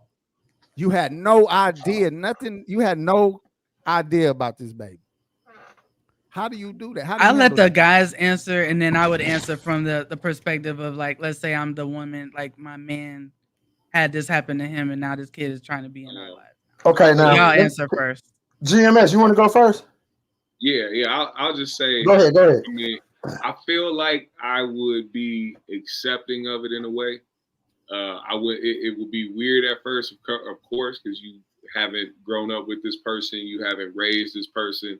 They're a totally different individual. They may look like you, but it's like you grew up a different way. I don't know how you were raised. I don't know anything about that.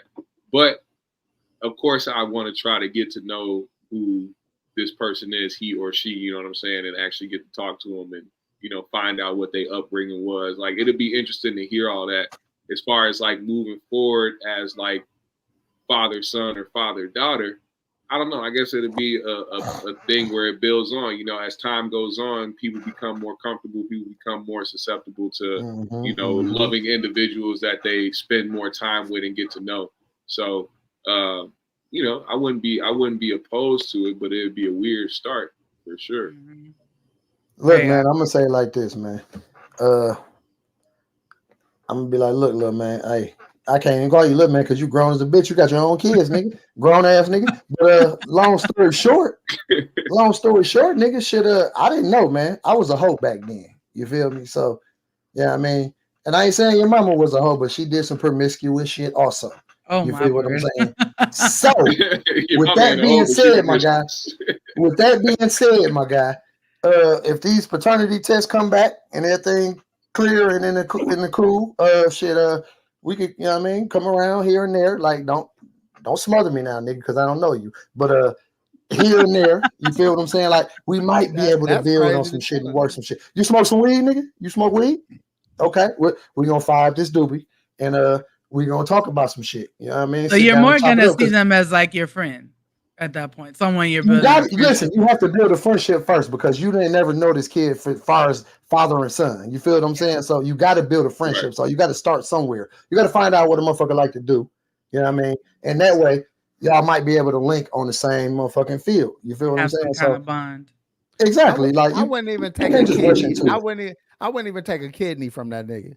Oh I my could be dying, and he could be like, "I'll do it. I'll do it for you, Dad." I'm like, "Stop calling me Dad, motherfucker." I'll be all right. Let me die, motherfucker. Let me die. Straight, God damn it! You trying to keep me Hey, around? P on so I his can help you deathbed. with your Call one of the kids and folks. shit. Fuck you. I don't know you, little nigga. Call one of the folks. I know he trying to keep me around so I can be a granddad. Nigga, get your bitch ass away from me, man. Hey, Bro. P. Listen, man, I'm Who sorry. I'm hurt you? tired. I'm tired. Oh, that's what it is. Because My dream okay, I is get to what have it these is. kids to take care of and buy food and watch these niggas eat 2 loaves of bread in a day and 5 gallons much of milk? milk. Man, listen. 5 gallons a week. So much easy. milk. So much milk. Like how the fuck? I only got one son in the house. This nigga, bro, I don't understand. This nigga is brother. fucking big. Like this. Listen, I ain't gonna lie. When niggas was getting that wick and that motherfucking That shit was sweet, BBT, wasn't it? I ain't give a fuck back Man, then. bro. But AP, listen, No! when you pay, Fuck when you pay kids, for nigga. groceries, when you pay for groceries with cash, it make you feel some type of way, bro. Brother. $400-$500 just gone at the grocery store. You know what I could have did with $400-$500? Nigga, But that's I'm spending it in a just the fucking grocery groceries. store. Gee, that's just the groceries. These niggas want McDonald's. They want pizza.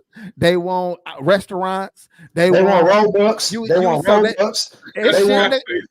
They want shoes. They want Crocs. They want J's. They PlayStation, iPhones. They want my son. JC Penney's top of the line, buddy. The little nigga just found his Nintendo Switch, right? He ain't played this motherfucker in maybe like a year. He get mad at me because the motherfucker is dead. Nigga, you ain't played the game in a year. I got dust on it. Are you mad at me because it's dead? What the fuck? Imagine if that was a 22-year-old that you ain't never met before yelling at you about his Switch. I'm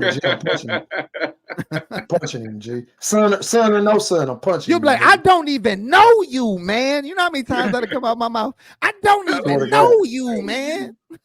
Hey, like on Don't Be a Menace. AP is traumatized by responsibility. Yes, I am. I think that's what it is. Yeah, because you're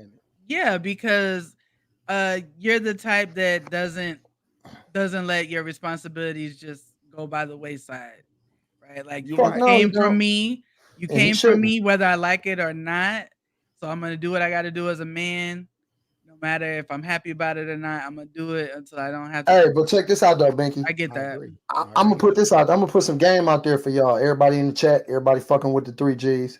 Shout out to y'all. We appreciate y'all, but I'm gonna put some motherfucking game out there for y'all. If a lot of you niggas got homeboys and these niggas got kids and they don't even try to take care of these kids, they ain't in these kids' life, don't fuck with them niggas, man. Because like, guess what? They don't give a fuck about them kids. They don't give a fuck about you, nigga.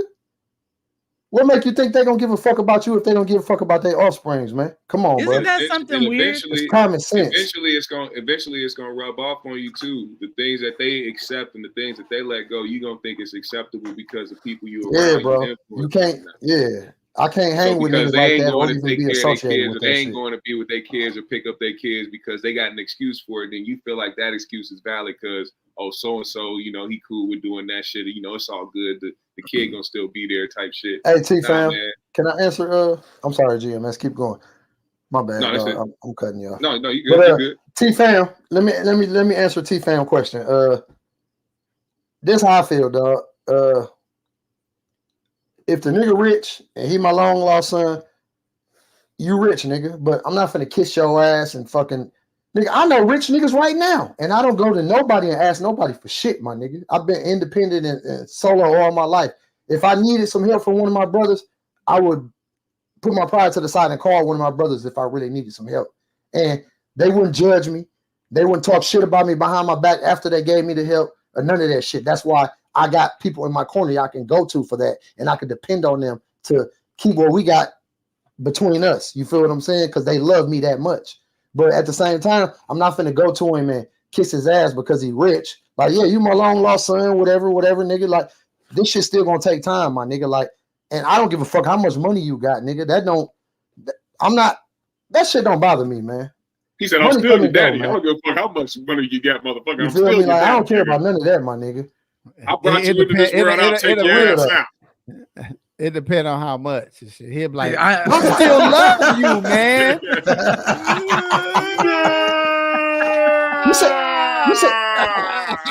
You said you got a couple billion? A couple billion? Wait a minute. Hold on. Wait a minute. You said a couple billion? A couple billion? What y'all doing? Come here, son. Come here, man. Hey, man. Come here, son. Where you been, man? I've been looking for you. I've been looking for you for years. Your mother didn't tell you. Your mother, no good bitch. But listen, Packing forget your what I said glasses about up. her. Look into my eyes, son. Look into my eyes. Look into my eyes. We got the same eyes. Hold your dick got the out. We same got the eyes. same dick, son. I know you, man. I don't need no test. No homo, son. What you about 8.5? Yeah, that's us, son. That's us. I blessed you with that, man. Why you do that? That's from your bitches, grandma's man? side. That ain't from your grandpa's side. That's your grandma's side. You had bitches before you got rich, didn't you? That's because I blessed you. Listen, man, I'm just bullshitting. I don't want shit. Like I said, I would. Let's say you was getting text messages and the emails like, "Hey, man, I think I'm your son. Can you just hit me back?" I'll ignore the fuck out of it. That's spam, G. That's spam. I'm not even going to inquire back, nigga. I'm changing my number, motherfucker.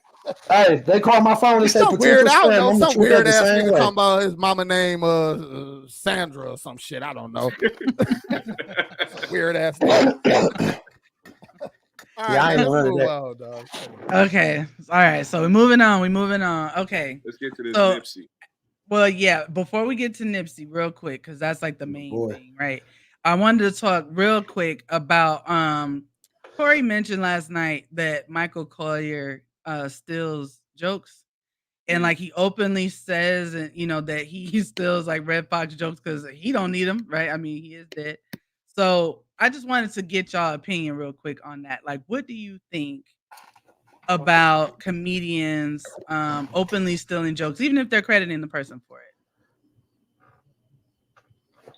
I think that you still should be able, if you call yourself a comedian, you still should be able to come up with your own jokes without having to take somebody's jokes and use their whole entire joke as your joke and then pass it off as your joke. You should be able to be, you know, good at you can take a joke and tweak that joke. You feel what I'm saying? But you can't use the full-on joke and just act like it's your shit and you pulled it up, my nigga. Like, it's a difference between taking a joke, somebody else's joke, and then tweaking the joke and doing some extra twist with the joke and making it your own versus just going all full on out and just using that person's shit. Like, that's copyright infringement to me. Do you lose some like cool points for that? I mean, like, just like with rappers, right? They say you have to write your raps and stuff like that, right? So you lose some points when you have people writing for you and with you. Is that the same with comedy? Like, if you're not crediting people and you're just blatantly stealing jokes, do you lose points for that? I think you do, because I think you need to motherfucking be a trailblazer and set your own path as far as this comedian shit go, just like with being a rapper, it's vice versa. Just like with being in the NBA or whatever we do out here in any profession, you strive to be the best.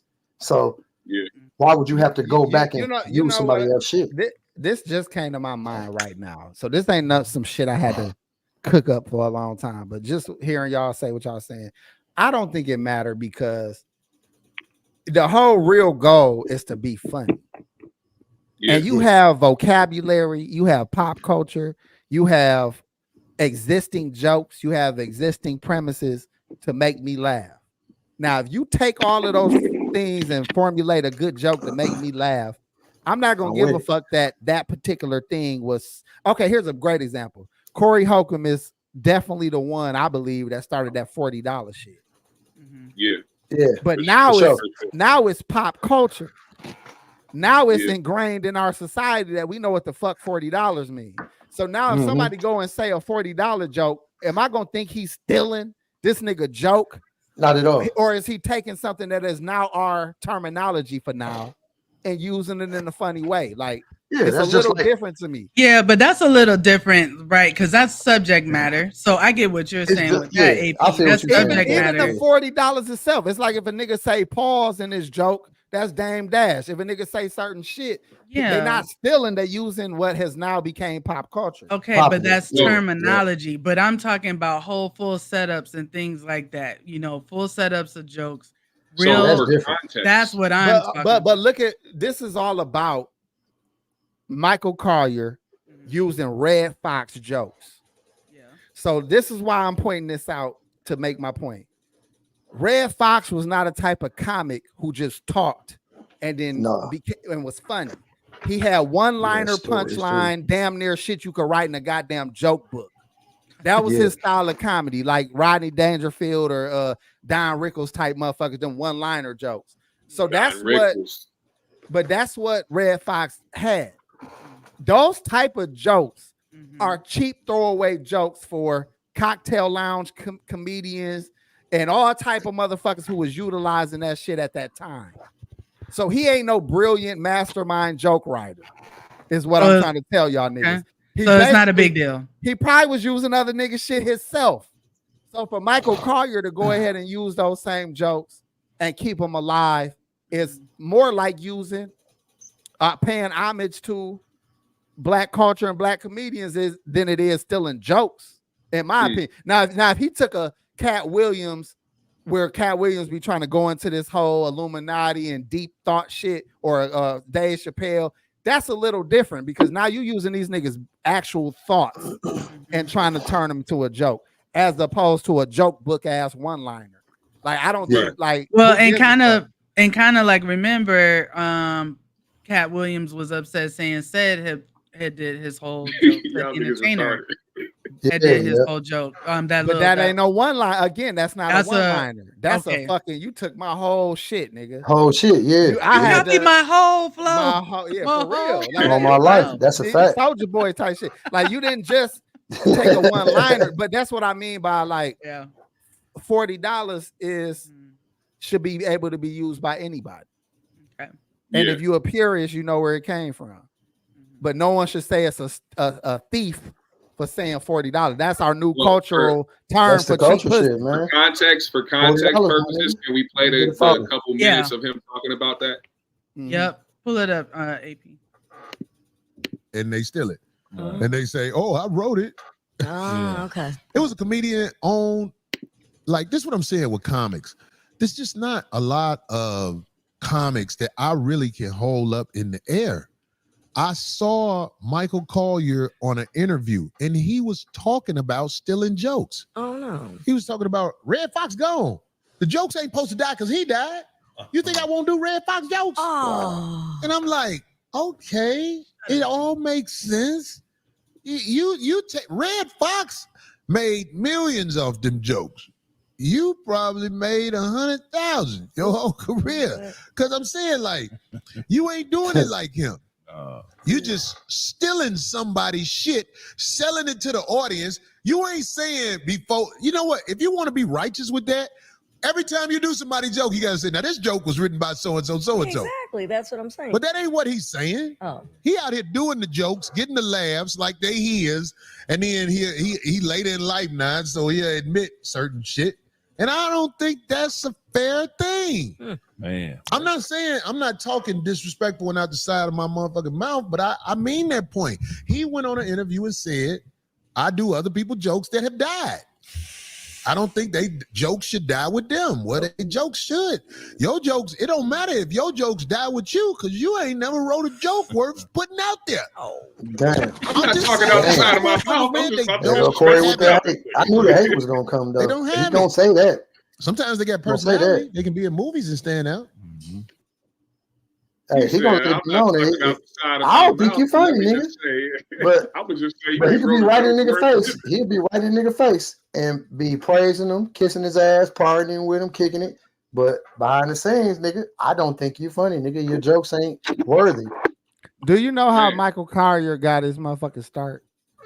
This nigga used to be on Venice Beach making crowds of people stop for him to do like comedy outside at the beach and put the hat Mhm. out and make money and hustle up money every day Yeah, to to eat or whatever, because he was homeless, on drugs, all that type of shit. yeah. But he was having crowds of motherfuckers stopping to hear his jokes, and he had all the one-liners, but he was Mhm. using the joke book Other shit, style yeah. comedy. It was like he had all the jokes. Rodney Dangerous, he probably stole from everybody, but he knew how to make a crowd, and he knew how to entertain that crowd. If you and could he deliver it and laugh. get what you got coming to you for making people laugh and entertaining, and you could deliver it the right way, I mean, shit, I don't see no problem with it because everybody out for money, my nigga. Rodney, what I'm saying? what's Robin Williams' whole career is built on other people comedy. Yeah, and I love Robin Williams, Mrs. Doubtfire. But he paid homage. He used to give people bread. He got stories of him just giving niggas checks, and they be like, "What's See what I'm saying? We'll But see on Friday when I did my." That's what on my life. Yeah, you'll see why. On Friday, I use your own shit, nigga. Yeah, for real. I got a comedy my question life. for y'all. Do y'all think it's more important, or it stamps a comedian as a legend if they have more quotables from their most prominent specials, opposed to them having the quotables or the most lit new special that they came out with? So, for instance, like a Kevin Hart, he's more known as far as his stand-up goes for his early on work. Nobody's quoting anything that Kevin did from fucking what is it? 2010-ish, 2015-ish, and beyond. Yeah, all the way up. Man, They're listen, not man, quoting it. I was fucking with Kevin Hart with Paper Soldiers, bro. Before motherfuckers even knew who the fuck Kevin Hart really Keep was. his stand-up though. What about his stand-ups? It His was funny. stand-up, Them first 3 or 4 his stand-up was funny as a bitch. Like he had a couple good ones, but after a while, I stopped watching it because I felt like the shit was just the same old. But is he routine. stamped a legend for that, for his work that he put in to put him in that position? Me personally, I think Kevin Hart is one of the comedy greats. Okay. Me personally, because the nigga made me laugh to where my stomach would hurt. If a nigga can make me laugh to where my stomach hurt, G, and I keep laughing, even after the fact that I'm trying to stop laughing, yeah, he one of them. Kevin Hart do that. So I can't, you know what I mean? That's like watching motherfucking one of my Ricky Harris, nigga. I love Ricky Harris, bro. That nigga used to make me laugh until my stomach hurt, bro. You feel what I'm saying? Like, but see, comedy is very subjective, you know. Yeah, but we could do it. We could do the stats and put Kevin above a lot of niggas. Yeah, but we can do it. We can do stats, but I could say McDonald's probably sold the most burgers. And they don't mean they the best. They're hands down the greatest. They're hands down the greatest fast food franchise ever. Eddie Murphy, motherfucking Richard Pryor, like I can name some. Bernie Mac, one of my all-time favorites. You feel me? Like these niggas made Robin Harris. You feel me? Like I'm gonna listen to this. Listen to this, Pac G. Hear me out, right? So Kevin Hart is, well, let's call this nigga McDonald's right now. When he first came out, he did make good burgers. He did make he did make the food worthwhile, and it was affordable, and he made the name huge. Then when it got mass produced, it got watered down, and it wasn't the same quality. Right. That don't mean it wasn't the shit. Now you take a nigga like Richard Pryor. I promise y'all, he don't got more than 3 stand-up specials that can hold the test of time. Yeah. Raw and fucking Delirious is Eddie Murphy's only 2. Eddie Murphy's 2, yeah, his 2. Y'all, no one never brings up Jamie Foxx, and Jamie Foxx got 4. I might need security. Might need security is one of the coldest. You hear what I'm telling you? It's niggas that got 4 solid stand-ups. And they fall off after that. Mike Epps got a couple solid stand-ups. But their careers superseded, because Mike Epps, for example, I'm glad you brought him up. The laughter that he gave you in the few movies that nigga did, hilarious. Dog, we talking about quotables. Mike Epps, bro. No one ever say he the best stand-up comedian, but Mike Epps got some of the most quotables ever. Best ever. So, nigga, all about the Benjamins. God damn it, nigga. Janky Promoters. Friday. Man, so much. It's so much. Everything. So How about movies, everything? Everything he is funny. G. He got a funny ass quotable. Kevin got a lot of that too. Now, do he got a lot of trash out there? He's mass produced. Yeah. So it gets watered down. But you still can pick out of all that trash he got, you can pick You can out pick out Real great Husbands shit. of Hollywood and say this Yeah. nigga went crazy on that. Crazy You on know, That this is shit, the yeah. best That's show funny. to ever. That is Like very That's one a of funny. the fact. best fucking comedy a fact. shows. and that shit wasn't ever, even bro. written. That shit wasn't Right. even written. That was improv most of the. So Improv you shit, can't yeah. tell me this nigga not funny. You can't take the few stand-ups he had that had all these quotables. The nigga got more memes than anybody. His face Yeah, is you're not gonna funny. take that from that nigga. This G. nigga You're face not gonna funny. take it from him. You know what I'm saying? So, My thing Yeah, is, he's I feel like successful. at one point Kevin got to the point where it was more about the production value than it was the actual jokes, and that's where Kevin he lost has the Yeah. comedy. Kevin. No, I'm sorry for cutting you off. Kevin just came like a year and a half ago or 2 years ago to the Pfizer Forum. I went. Had me Yeah. laughing the whole time. The shit Right. was solid. It was a solid show. Now Yeah. niggas don't like him because they're too busy watching them corny ass movies that he coming out with. Yeah, So you automatically Die just don't Hards, even, Die Hearts, and yeah, all that shit. bullshit. You automatically just tired of Trash. seeing him. You don't even want to hear what he got to say. You just done with him. So that's Yeah. really what's happening with him. He's just so he done got so big that he's Niggas, you know Hollywood. He Hollywood. yeah, G. thank That's you. that's Perfect it's way. Hollywood, G. He burnt He up. Hollywood. He's burnt up. That's what happened to Chris Tucker, G. Remember? Chris Tucker was fucking hilarious, G. Once he got saturated and washed down in Hollywood, it was over. Well, let me So, just say go this. ahead. People that don't necessarily find Kevin Hart funny, get labeled as haters and get labeled as this, that, and the third. It may just be just as simple as he's just not funny to them. That doesn't mean they hate him. It You could know be why? that too, You though. know why I don't allow that to be the narrative? Why? Because them same haters, when you ask them, did they see this special? They say They seen no. all of them. Okay, that's fine. No, they But they seen didn't. them, When you though. ask them, did you say little big man? They say no. When you ask them, Oh, did yeah, they well. see the shit that he was notorious, like what made his career? Yeah, by the the way, early stuff. Yeah. that shit Yeah. made y'all got to realize he put that shit out by himself and did numbers that was incredible. Mhm. And they got quotables all through the motherfuckers, and It's it gave him his classic. career. But I'm just saying, but them can't we allow- haters, hold on, the Kevin Hart haters do not be knowing the motherfucking they didn't see him. But So how it's- can you tell me the nigga not funny when you did not watch his best shit? But why does it have to be that you're a hater? Like, I don't think that when I'm people not say saying I don't find him like funny, the, they I don't hate like the him. hater shit either. But They're it not is annoying haters. when it's no different than me Because a lot of and people, music. but a lot of people think Corey's funny, and a lot of people would not find that humor funny. It's just different humor. People don't hate Corey because they don't I've find been him fucking funny. with Corey We're since not, the beginning, we're not though. saying So that. I just want somebody, even with Corey, I would defend him too. Don't tell me what he ain't if you don't know. Same thing with rap music. Yeah, It's shit that that's a I just fact. Yeah, you automatically can't- don't fuck with yeah. because I ain't fuck Yep. with it. Then because I ain't fucking with it. Yeah, I that's don't not have my a say. style. My say shouldn't matter then. If I didn't fuck with Yeah, it, my say shouldn't matter who better and who worse. I don't even listen. right. So if someone sends you, like, let's say, Instagram post or something of Kevin today, if someone sends it to you and you're just straight face watching it, and it's like, okay, he's not that funny to me. Does that make you a hater? And does that No. mean you have to know all his history? But because just you're means looking that at I don't something like someone it. But said? That's that it. mean that clip wasn't funny. So your verbiage need to be specific. Like I don't think that was funny. What Or you said that's you just was- not my style of comedy.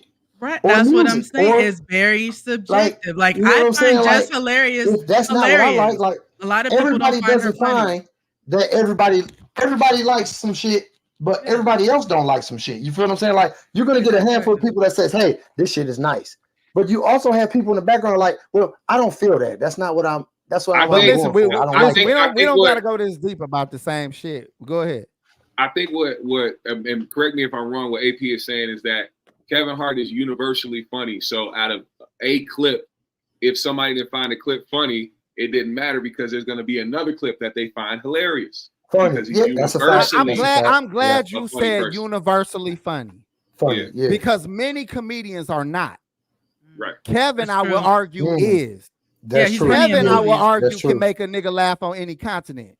Right. And Yeah. you may not like every joke, but Yeah. when that nigga talking his hood shit and he in his Philadelphia bag, That nigga makes Yeah. me laugh. That nigga make me laugh like a motherfucker So- when he on that. But when he on his corny shit, I'm like what Binky I said, ain't with straight that face shit. like a motherfucker, ain't Yeah, even like, blinked. come on, The bro. shit This corny. ain't even you, nigga. I'm looking So, at you like this ain't I'm you. damn near mad at you. Yeah, but I Yeah. will not be one of them niggas that just disregard a nigga completely for some of the shit I don't fuck with. Like that's what Right. I I feel mean what by you're saying. hater. Like Yeah. you disregarding all this great shit because you don't like this. Like it's your lame ass. Hey, Like, G, hold that's on all though. I'm I feel the saying. same way about music, G. Because the shit that I listen to, a lot of niggas don't listen to that shit. Like I fuck with Jadakiss, Conway the Machine, 38 Special, Benny the Butcher.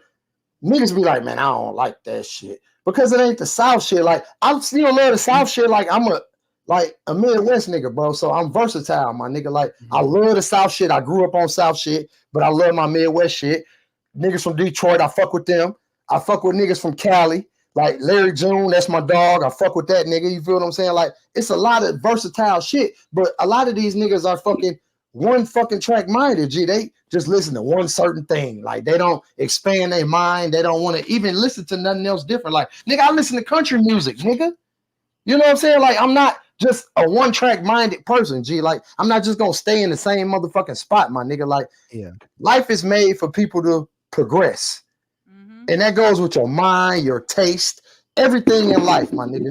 You're supposed to progress, nigga, not stay in the Branch same out. spot.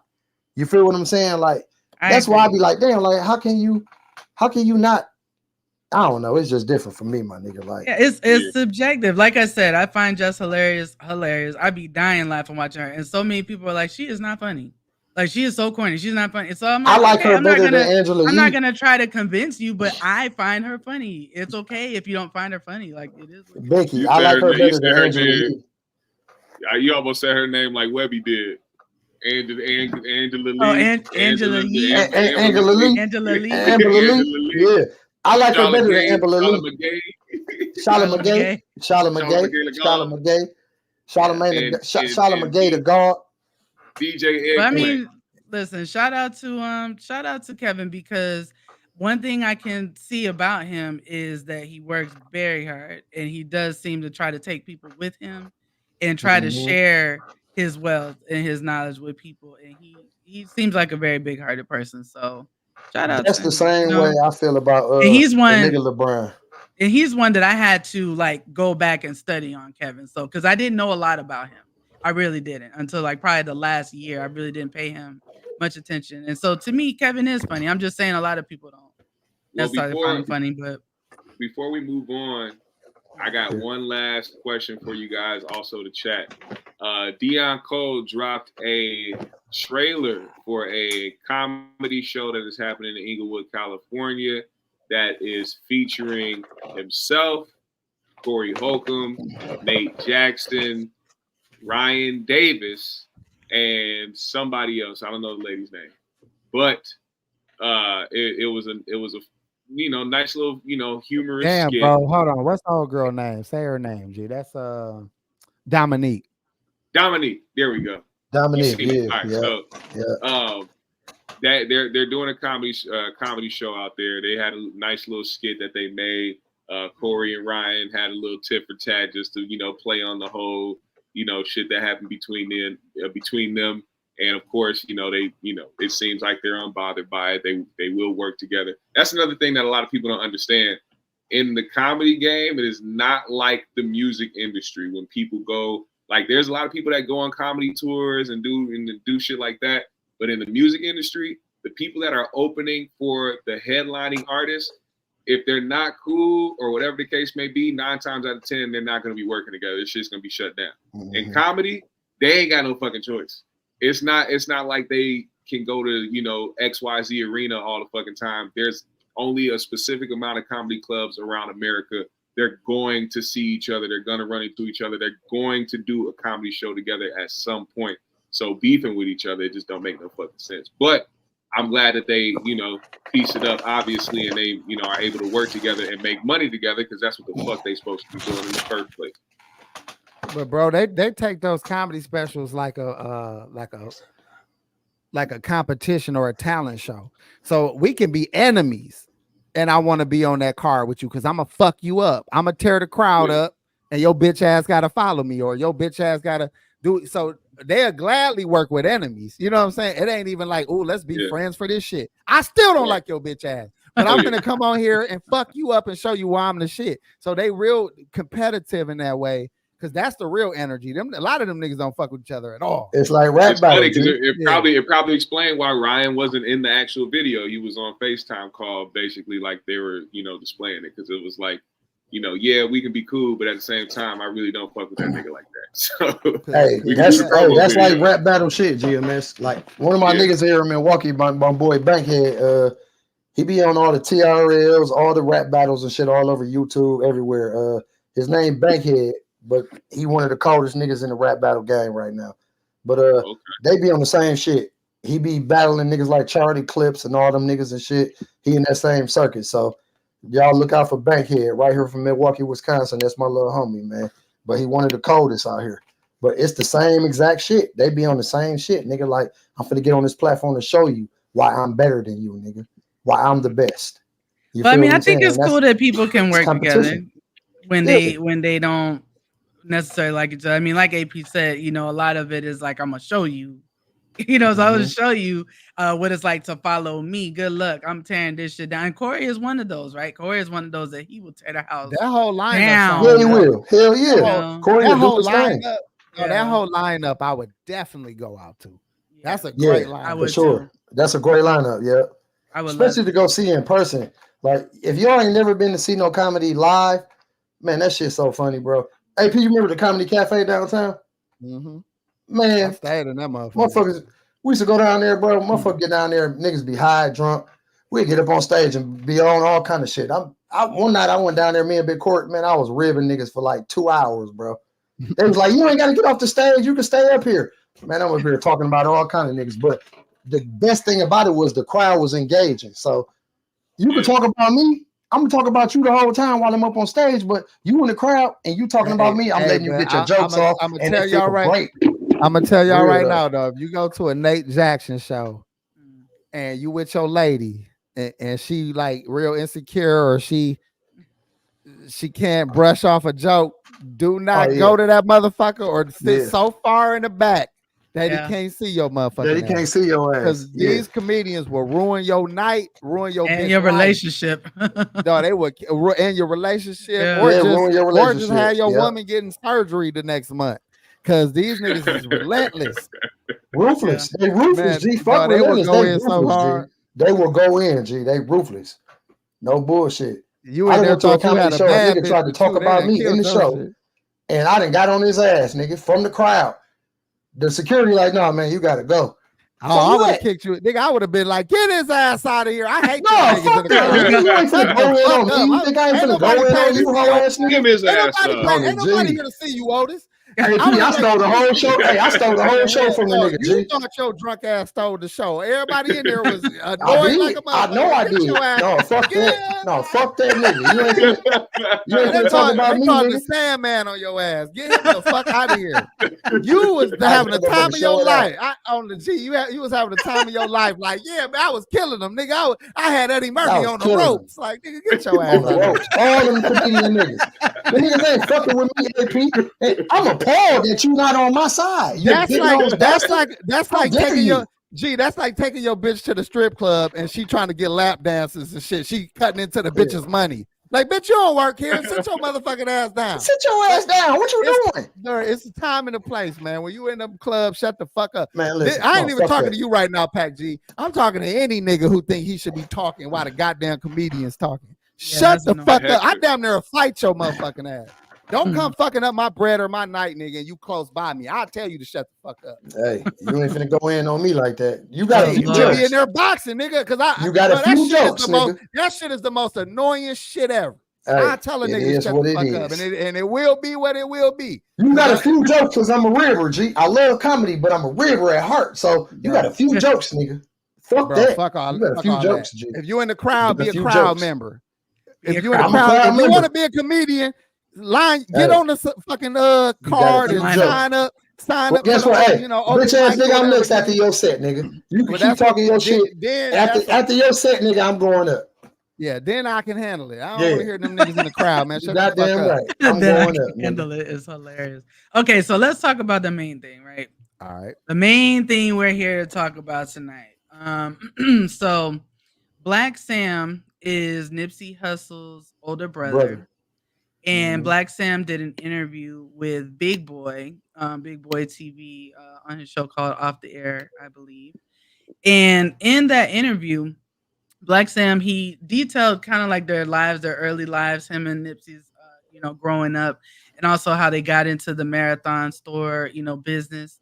And then he did talk about the day that Nipsey was murdered. So he brought up some kind of, I don't want to like veiled kind of allegations that Nipsey's murder may have been a setup and may not have necessarily been a heat of the moment situation. So we do have a couple of videos that we're gonna show. One of them being like the scene, just a minute of it or so, being the scene where you could see Sam trying to like give him CPR and everything. Oh, go. Okay, you go ahead and play it. That's fine. Did you guys see what happened? No, I didn't see what happened. Okay. A bullet in mine didn't go in, it fell out. Here's a bullet that hit me right there. All right, well, what's up, 7, 8, 9.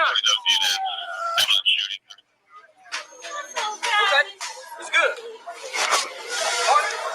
Hey, sir, just hang on, all right? The ambulance is already here, right? All right.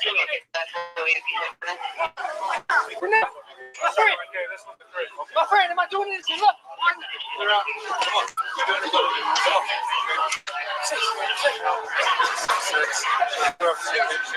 Hey. Did you see who shot? I don't know. We was talking. The guy just walked up, said you gotta go start shooting. I saw it. I backed up and I took off. Which way did he take off? I don't know. Before I could see he took off, I tried to get behind the truck, and he kept shooting. He got hit too. Where'd you get hit? Okay. So that was the scene of what happened with him, with Nipsey. And as you could see in that scene, there was another man laying on the ground. Basically, he was hit. He was just a innocent bystander person that was talking to Nipsey at the time when Eric Holder came up and started shooting. And he also got hit, and he said he couldn't move. Like, he couldn't get up. Basically, he could feel his legs, but he was not able to get up. Now, we do have some, we don't have the audio of his interview with Blacc because it's with Vlad, and Vlad will flag us. So we don't have that audio, but that witness also spoke with Vlad. But before we get to anything else, I just want to kind of hear y'all initial thoughts about what happened with Nipsey. Do you think that it was a heat of the moment situation, or do you think it was some kind of setup? I think that shit was heat of the moment like a motherfucker. I think it was too. I think him and Nipsey had some words already. From my understanding, is that he found out that the nigga did some snitch shit, which was maybe a year or two prior to the whole situation. That he did some rat ass shit over there in California, and they start calling the nigga Shitty Cuz, Eric Holder.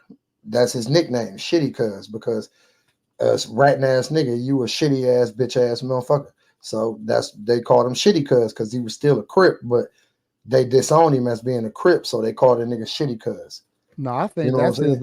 I think his big homie is a shitty. That's literally the nigga name. It wasn't for this. It wasn't to disgrace him. G. That his big homie named Shitty. Them niggas chose that bullshit. Like that wasn't even no disgrace. That's what the fuck their name was. But I don't think it was. I think it was jealousy. I think words was exchanged, but I think it was more of the fact that girl was right there with him too. So before this actual shooting happened, the bitch he was there with, his girlfriend, was trying to get a autograph and a picture with Nip. Nip and Shitty Cuz has some words. They go back to the car. The bitch probably was getting checked. Eric was probably like, bitch, you was all in this nigga face and you was doing all this and da. And the bitch probably it probably was that, and that nigga got up out the car with jealousy in his heart and went over there and shot that nigga. I Hey, really don't think it was no deeper than that. I know her. I heard some other shit too, though. Like, I don't know how true it is and no shit like that. This was like a little bit after all the whole shit had happened, and the nigga got an interview with somebody, and he told motherfuckers that some motherfuckers paid him 70-something bands and told him his family would be taken care of for the rest of his life if he did that to Nip. Who's Eric Holder? Eric Holder. Yes. You said that someone paid him. Somebody paid him $70-some thousand and said his family will be taken care of for the rest of his life if he did that to Nipsey. I heard that from a street nigga in California. So I ain't gonna say the nigga name and no shit like that, but I know some niggas out there in Cali. But that's what I heard from out there. Like, you know what I mean? Like, you know, the streets talk like everything, the internet, all this shit ain't, motherfucker don't know the real shit. You feel what I'm saying? But a lot of street shit that be going on, and if you know a motherfucker that's kind of intertwined with something close to that shit, a lot of times some of that shit have some motherfucking validity to it. You feel what I'm saying? Like, I do. You know what crazy that the dude that also real shit though. That's what I heard. The dude that was talking to the police with the polo on, it is a little weird that he said dude ran up and said, yeah, you gotta go, or you have to go, or something like that along those lines. You know what I'm saying? Like, that could be, you know, of course it could be somebody saying some shit in the heat of the moment, but it's just, you know, it's a little too specific for how certain niggas laid it out. Like Sam saying that, you know, dude didn't have a shirt on at first and then came back when he shot Nip with a red shirt on. You know what I'm saying? And all the intricacies between, you know, not having on certain, you know, colors and shit around certain areas. It just didn't sound right. Hey, GMS, but what you saying that also, you know, Nip had the day after he got shot, he had a meeting with the motherfucking mayor and a bunch of other motherfucking city officials to motherfucking get this motherfucking blood and Crip shit, gang shit stopped. So a lot of people ain't looking into a lot of that shit too. So I mean, look, I don't live out there, okay? I don't live out there either. But I don't live out there, but what I heard. What I've learned in my life is that the investigation and what the police end up with, be closer to the truth than what every nigga saying on the street, what any nigga saying on the internet. The evidence that is piled up from telling motherfuckers, from phone records, from video camera, from really knowing what's up. The police investigation typically be the closest thing to what the fuck happened. That's just my life experience. Because a lot of niggas in the street, they love to act like they know what happened just for their own credibility. They love to act like they heard it from the horse's mouth. They ain't heard a motherfucking thing from nowhere near that shit. Right. Or niggas that even Blacc Sam, unfortunately, right there in the mix, he wasn't the closest nigga to the situation. He was at the crib. He ain't even a rolling 60. But Cowboy was right there when the shit happened. The nigga that got shot next to Nip was right there when the shit happened. The bitch that was in the car with Eric Holder was right there when the shit happened. If anybody know what the fuck happened within that last little 10, 15 minutes, it was them three motherfuckers. So when you look at what they said and you look at what they feel like went down, it was no different than two niggas having words, a female involved, and when she was telling her testimony, I heard a groupie ass bitch. That would make us a jealous nigga even more unnecessarily mad. And I don't understand what the kick was for other than it was some hatred. Even if like when he kicked Nipsey after he shot him. Yeah, even that red shirt bullshit. Nigga, you can wear red where the fuck you want. These niggas is all doing videos together. Nigga, Nip just did a video with the other Crip, the blood homie, fucking right before he. Yeah, YG. Come on, man. Niggas was wearing all colors on that marathon. Nipsey, listen, a lot of motherfucking Nipsey marathon clothing line coming off colors. But listen, let me say all this. Colors. It don't matter what color. Too. If you pay me to hit a motherfucker and I'm supposed to be a fake blood, I'm covering my face. This nigga is known over there, known in the hood in the area. He come bareface. That's a crash out.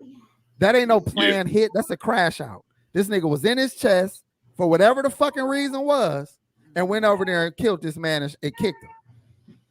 That is not no conspiracy. That ain't no paid hit. That ain't no expert motherfucking assassin. And matter of fact, if it was really like that, they would kill that nigga too.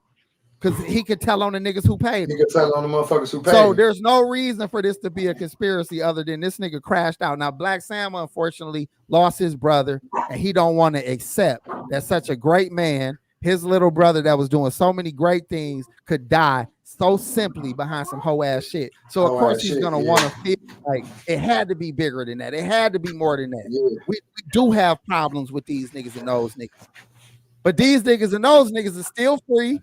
Ain't been shot. Ain't shit going on with them. Can't be what y'all saying it is. That's all. I mean, this is just, and mind you, I don't know. This is just. We don't know shit. It's all speculation. Yeah, exactly. But the closest people to it is pointing to it being some jealous hate shit. Well, no Okay, shit. so what do you guys think about what Blacc Sam was saying about the whole DJ Khaled, coming there to shoot a video and making sure that nobody messed with him, and that seemed to be causing some tension? Like, do you think that adds any color to any of this? That if they was trying to extort Khaled, and Nip and them wouldn't let that happen, you are setting yourself up to get extorted yourself, because it's like, well, nigga, this is how we get money, and since y'all gonna stand on it so hard, you get, we want 20 bands from you, and we all from 10, here, nigga. Yeah, we want 10 G's from you then, and but if they're gonna look at it like that, nigga. We from Cali, nigga. This Cali, nigga. He not from here, nigga. So if this what we expecting, then we've been doing this for years. Wait, so what are you saying, Biggie? You saying when Khaled got there, he was trying to get, or they were trying to get him to pay him or some shit? What was he trying to do? This is what Blacc Sam's saying. That when Khaled came, Nip crew provided protection from other LA niggas while Khaled was there. Yeah. But if you is affiliated with other homies and they want to get at them, and you the nigga in the way of that, they might be feeling like, nigga, who you loyal to? Yeah, exactly. Exactly. Who you loyal to, nigga? Us or them, nigga. And you been with us. You been with us, but these some Hollywood or music niggas, but they from a whole nother place, my nigga, and you know how we get down. So I can understand where the motherfucking problem comes in at when it comes to the home team versus, oh, well, you trying to take care of some niggas that we know got money and we gonna get it. And we all hungry. Still, whether we rich or not, we still hungry. We still gonna get money. The way we've been getting money. I understand. It's street politics, my nigga. But this is what Kenneth Berry's saying. We get all that shit. All of that shit can be true at the same time. All of this can be true at the same time, but y'all gotta remember, nobody is fucking with this other nigga who actually did the shooting. This nigga ain't in good with Big U. This nigga ain't in good with none of these other niggas. And you ain't got to worry about me being in LA and knowing the fucking what these niggas are saying. I'm listening to the niggas that is right there front and center saying that nobody fucks with this nigga. We ain't seen this nigga in X amount of time. Big U, nobody fuck with this nigga.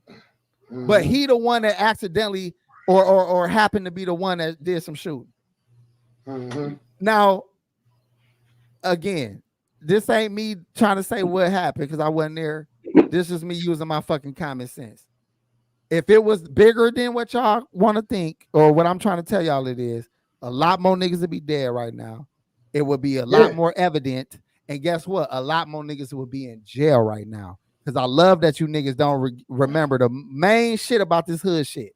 Niggas be telling like a motherfucker. Oh, God, they do. That's just like with the whole Young Dolph situation, G. The police know more than y'all think. Come on, I'm gonna go.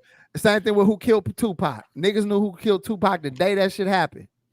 They did, but now you see how Keefe D, has been talking more about Puffy's involvement recently. He wasn't talking about Puffy's involvement back in 1997. That's because Puffy got his shit going on. Yeah, Puffy got turmoil going on right now. But that was before he was easy target right now.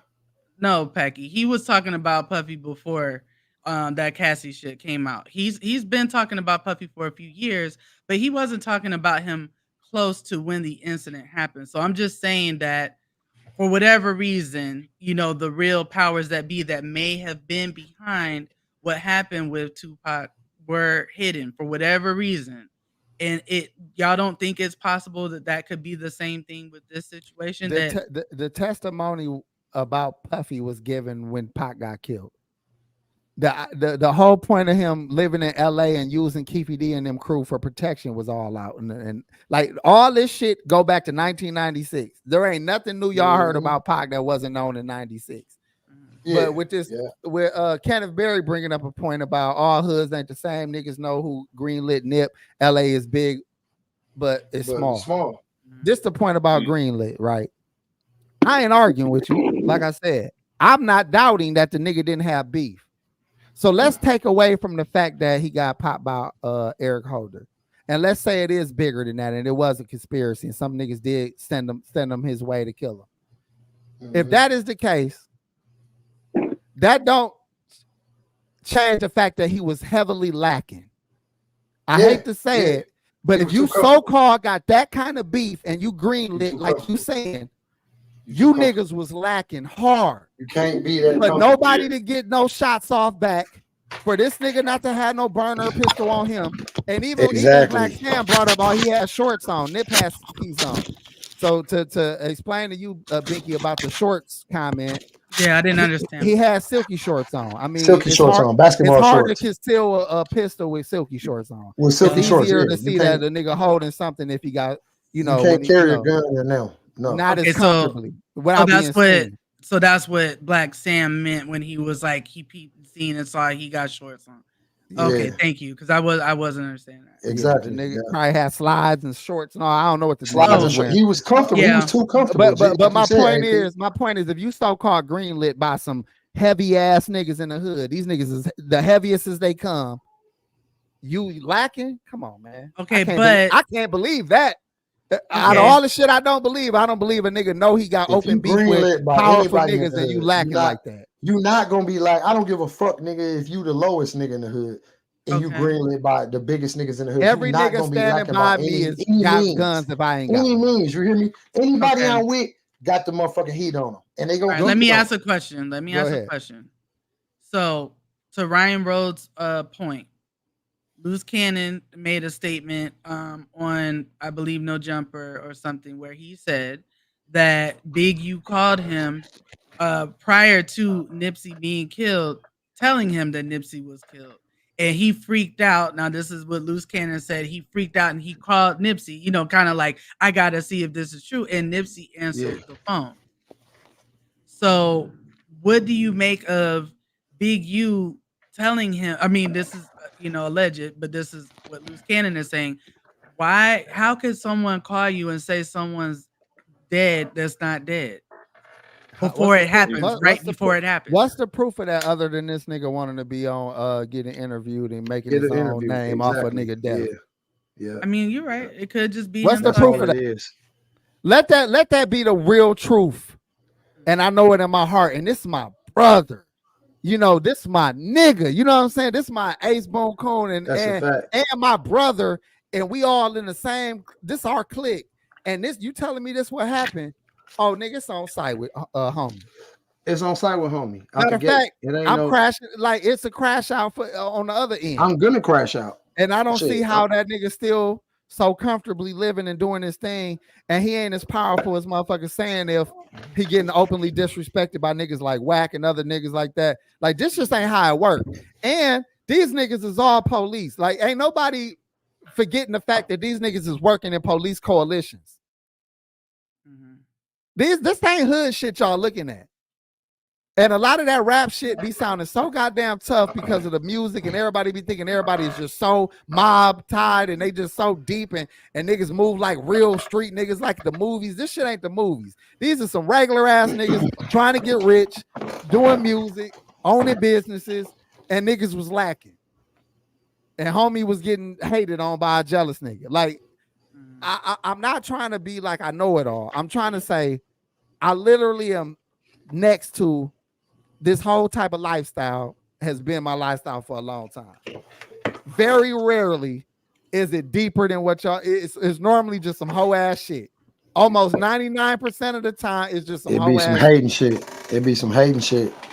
It be a whole lot of hating shit going on in the game in the streets. Like a lot of people don't understand that. Like you could be the smallest nigga or the biggest nigga. A motherfucker gonna hate you regardless. I don't give a fuck who it is. Your cousin, your auntie, your best friend, your friend's friend, one of your homeboys. Like you gonna get hated on by somebody just because you trying to come up, trying to get on top, trying to do your best, trying to make some money. You know what I'm saying? Like you ain't even got to be the flashiest nigga in the world. A motherfucker still gonna hate on you. It's the game.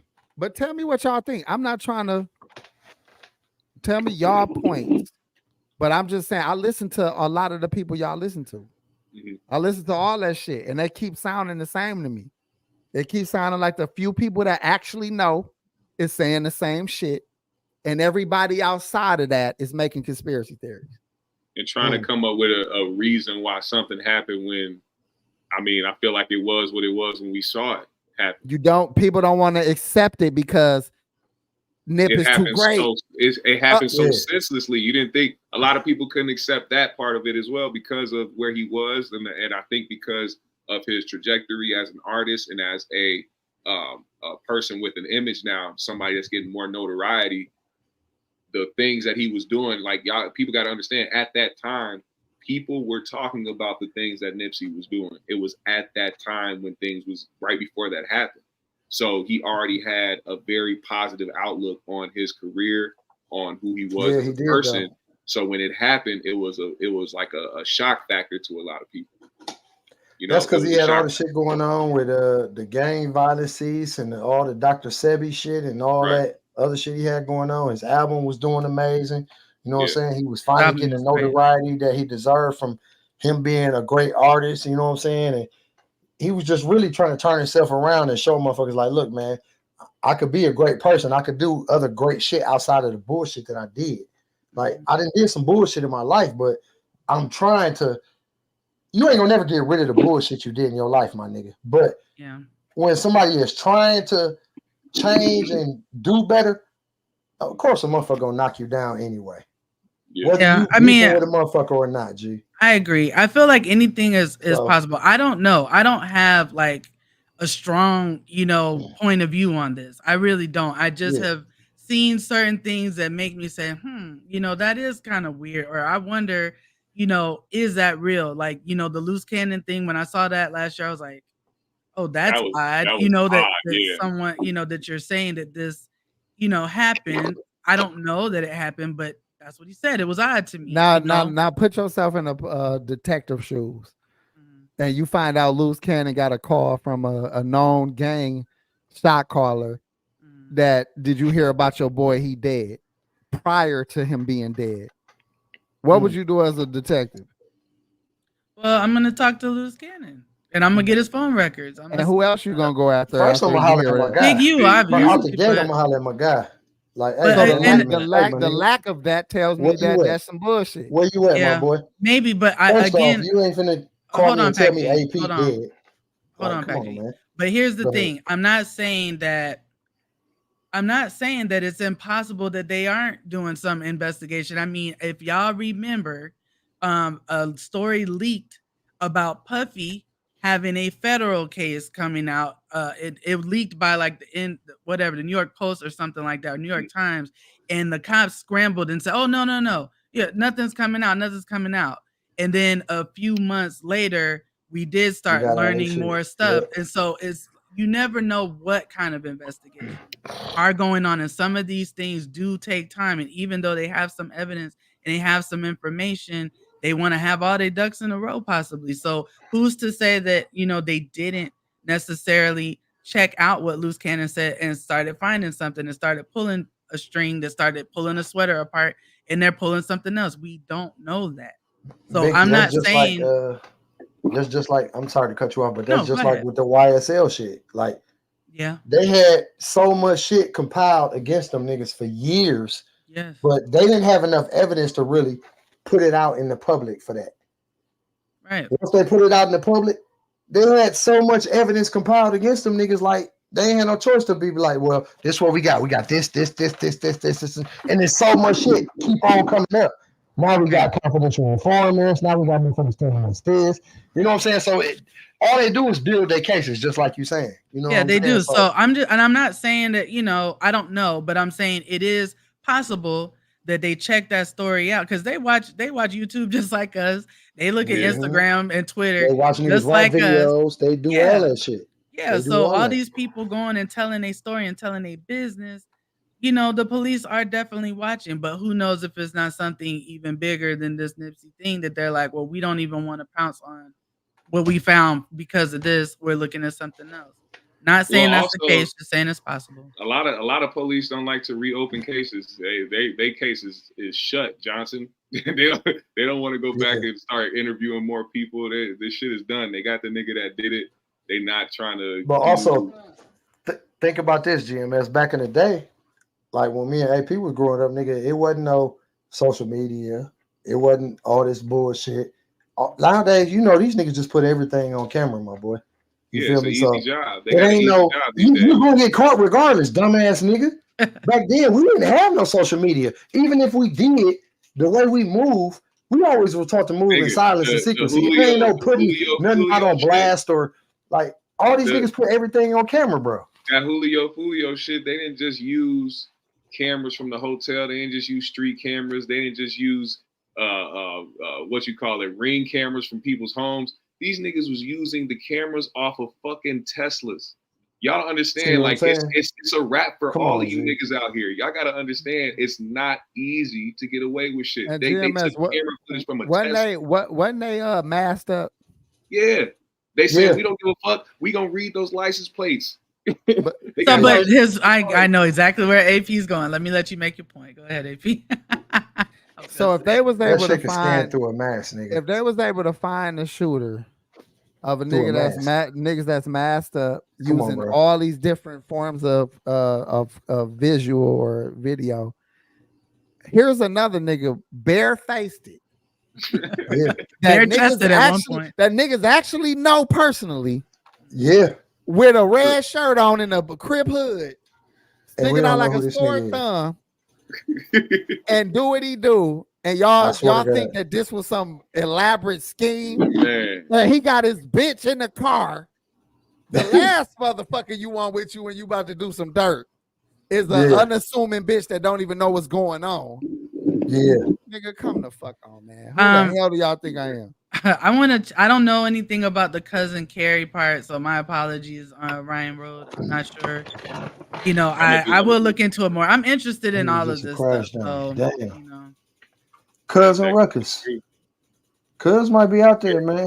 He might know a little bit of what he's talking about, man. I mean, again, like I said, it don't even matter.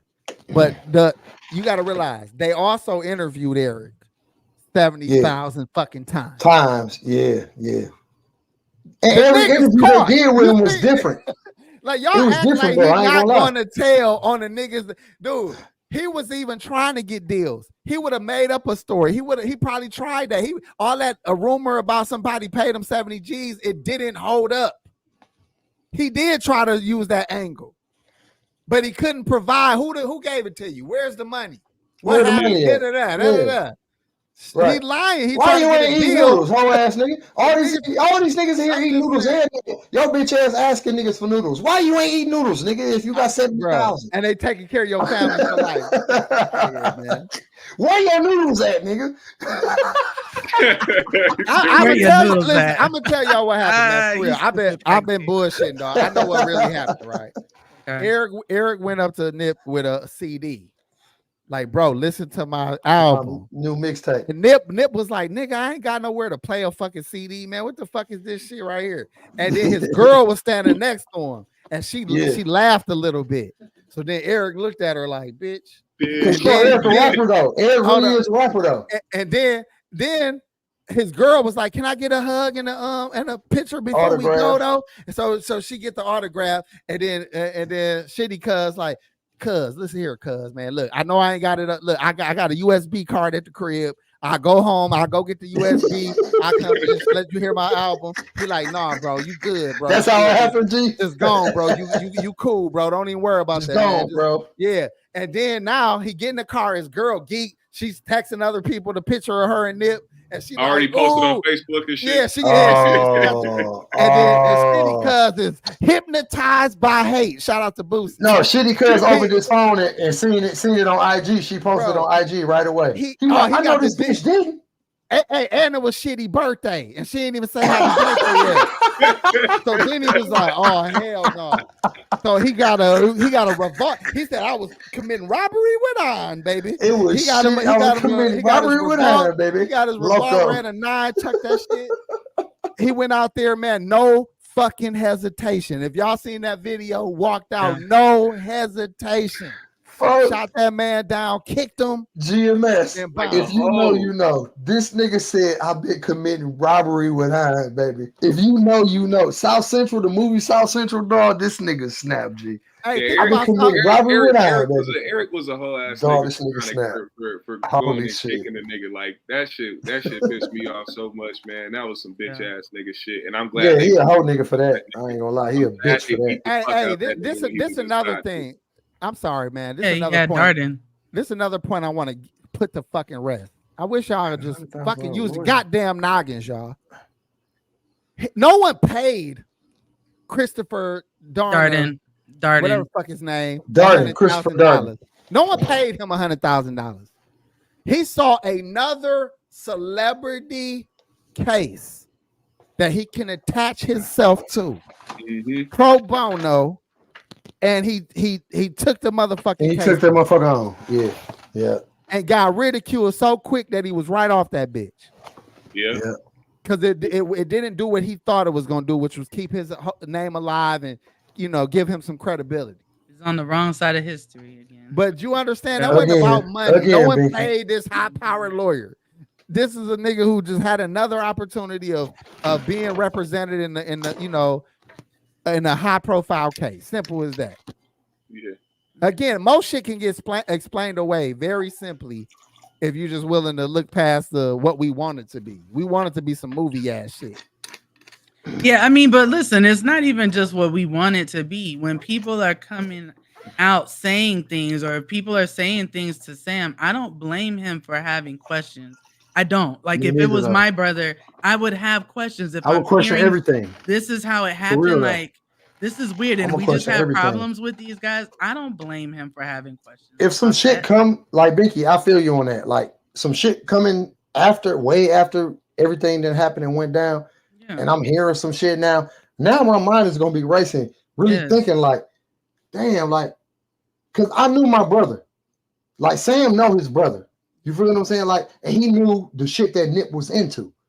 You feel what I'm saying? So you kind of got to really think, G, like, damn, this nigga was really into some shit to where a motherfucker could be like, well, the government don't want this nigga to do some shit or anything like that. G. Or like, why weren't people on their posts? Why all kinds of questions? Hold on, why aren't you paranoid? G? Why aren't you paranoid?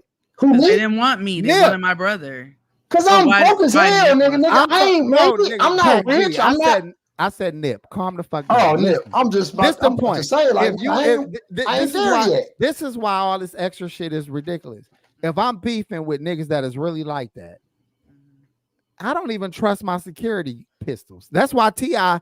got caught with so many guns. Because he like, y'all got motherfucking guns, but I don't want to be standing here butt ass naked and you niggas is running or not shooting back and all that shit. I want a gun too.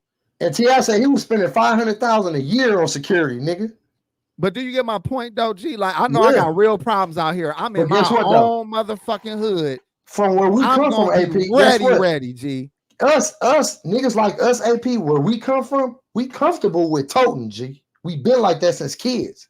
Better you feel me? So even if we got security, guess what? We still gonna tote our own, G. It's not like niggas be having ain't allowed to have handguns in Milwaukee. Not even allowed to have guns, but guess what? On the G, we got plenty. And it ain't no quit playing. Y'all better quit playing, nigga. It don't stop at once. My point is like, this is all I'm trying to say, y'all. I'm trying to just use my regular nigga mind. This ain't I ain't trying to be smarter than nobody. I ain't trying to act like I know what I'm doing. I'm just using what I know I would feel like in them same situations. Situation. I would feel in fear of my life and I would protect it.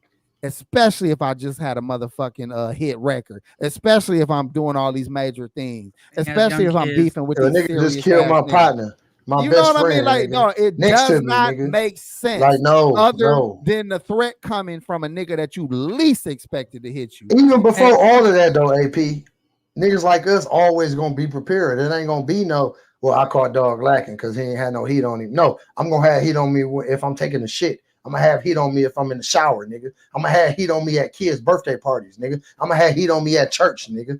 One of them. You feel me? Like, it ain't no, if you've been living this street life, G, it ain't no room for lacking, my nigga. So I'm salty at Nip for the way he was lacking from coming up in the environment that we all came up in. Like, not all of us, but a lot of us came up in that same environment, G. Yeah. To But where I think we don't too, what have happened. room or space to lack at all. Yeah, I agree. But I think what happened, if I'm not mistaken, is like he was just going up there real quick. So I think that was why he didn't even call his security Yeah, he guy like, fuck it, I'm gonna to shoot come. up Like, there fuck, in I'll and just be out. there. Yeah, like he In probably and wasn't out, even yeah. thinking like that, which he should have been, obviously, Yeah, unfortunately. but you can't, like, shit. Even So when you big like that, you gotta be your most alert when you big like that. But that's what I mean by it was random. Because remember what the original question was: is it random or is it deeper than that? Yeah. He was lacking because it was random. He was lacking because he didn't expect it. He was lacking He was because comfortable, he G. was at The beef home wasn't like that. and he felt and he felt He was safe where he was comfortable, at. G. He The was fact that comfortable. nobody, you know what I mean? Like, come on, man. Yeah. Like, it don't take hard. It ain't hard to put this together, in my opinion. He like, this my shit. Ain't nobody gonna do nothing to me here in my establishment. This my hood. We all Crips. We got everything solidified and situated, nigga. We been running this marathon shit. Everything been popping and booming. I should feel safe in my environment. And that was his environment. And he wasn't safe in his environment because he lacked to keep his motherfucking guard up at all times. That's where he lacked Okay. at. And So I let hate me that ask about my y'all. brother. Let me ask y'all another question then. So, do you think, like, if you're Black Sam, is it possible for you to get any kind of peace for the rest of your life because people are going to be coming with they heard this or they saw that or they think this or they think that?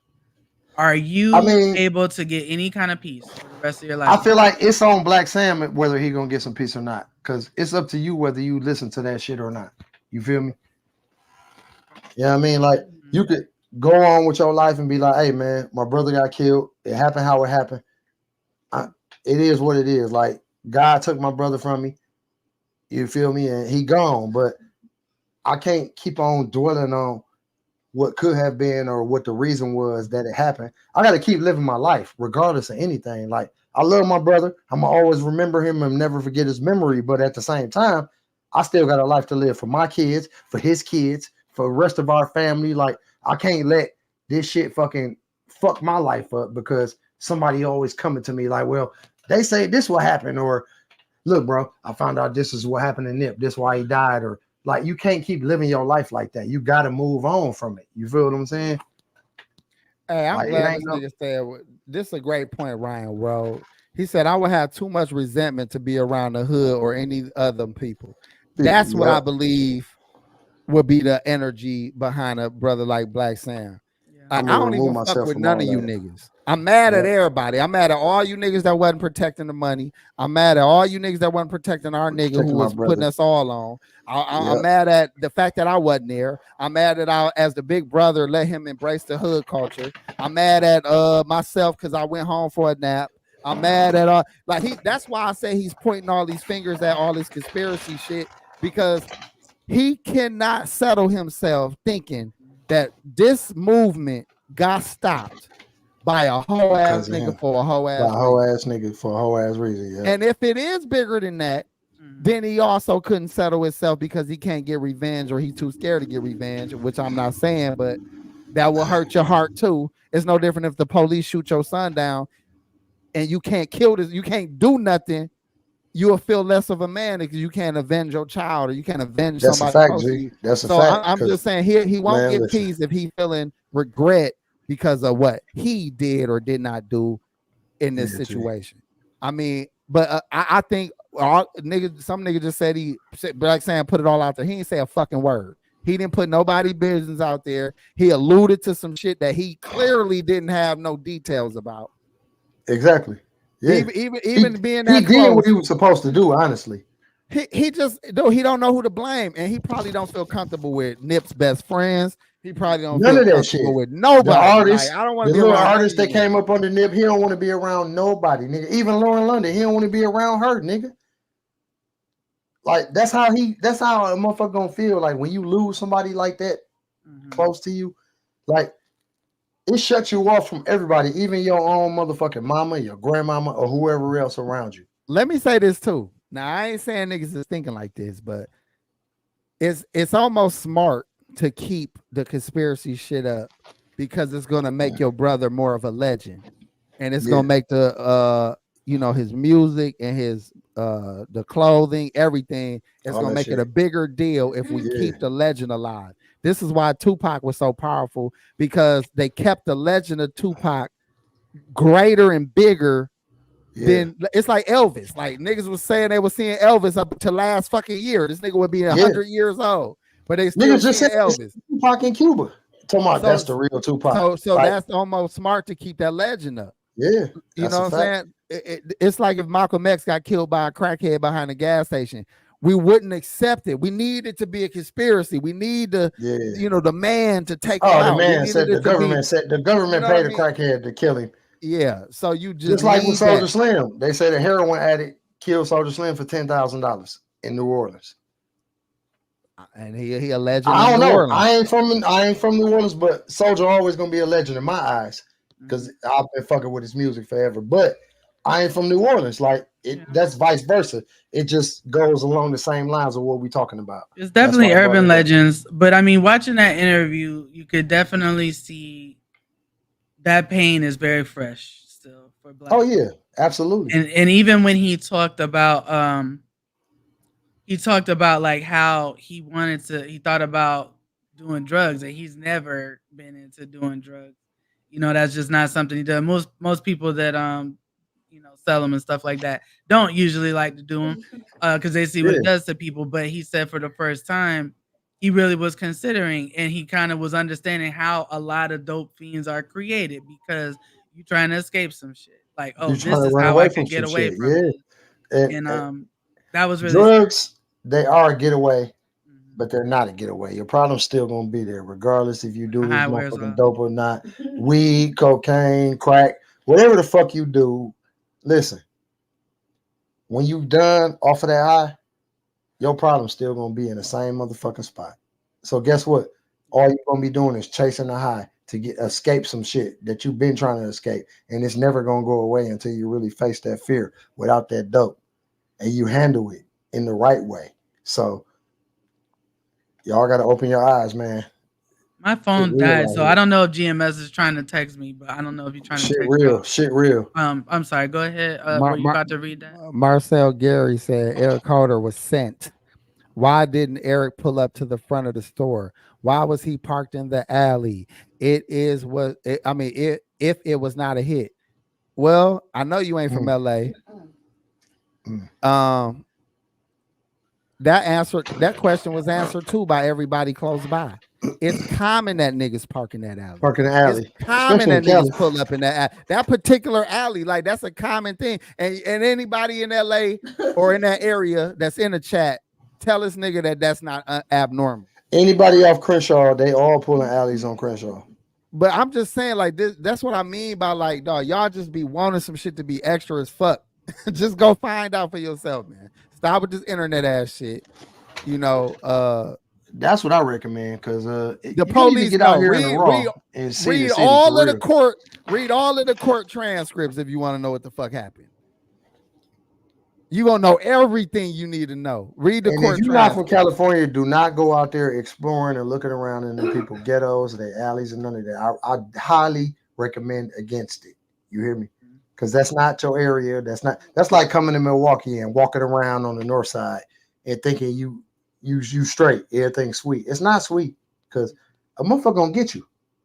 You feel me? Like this is the land of the wolves. America, like You can't walk around these ghettos like motherfuckers think. Oh, you say, oh, I can go to Chirac or I can go here, I can go there. No, the fuck you can't, nigga, because you're not from around here, nigga. Oh, Ryan is from Milwaukee.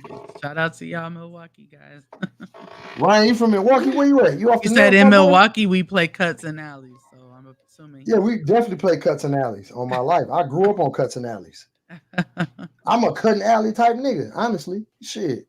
Kenneth Berry said, "Please don't." Probably when you was like, "Don't go to LA, look around they hoods." I think that's what Kenneth Berry was saying. Please. Yeah, please don't do that. That's a fact. Okay. Well, I mean, I feel like I've asked you guys all the questions I had about that. I don't know. I mean, y'all tell me. we had more clips and shit, but GMS dropped though, off and he was the clip man. But Yeah. like He I was said, the I clip don't man, but, I don't care too much about it. And like I said, like Marcel, bro, you just need some more game, bro. You probably either young or just green as a motherfucker. But yeah, niggas kill over bitches. Probably more than anything in the fucking world. Niggas especially kill over in the bitches. South. You fuck with a country nigga over here, country bitch, he gonna kill you. That's a fact. Tennessee, Mississippi, Arkansas, Georgia, all them country niggas gonna kill you over them bitches. You hear me? Yeah.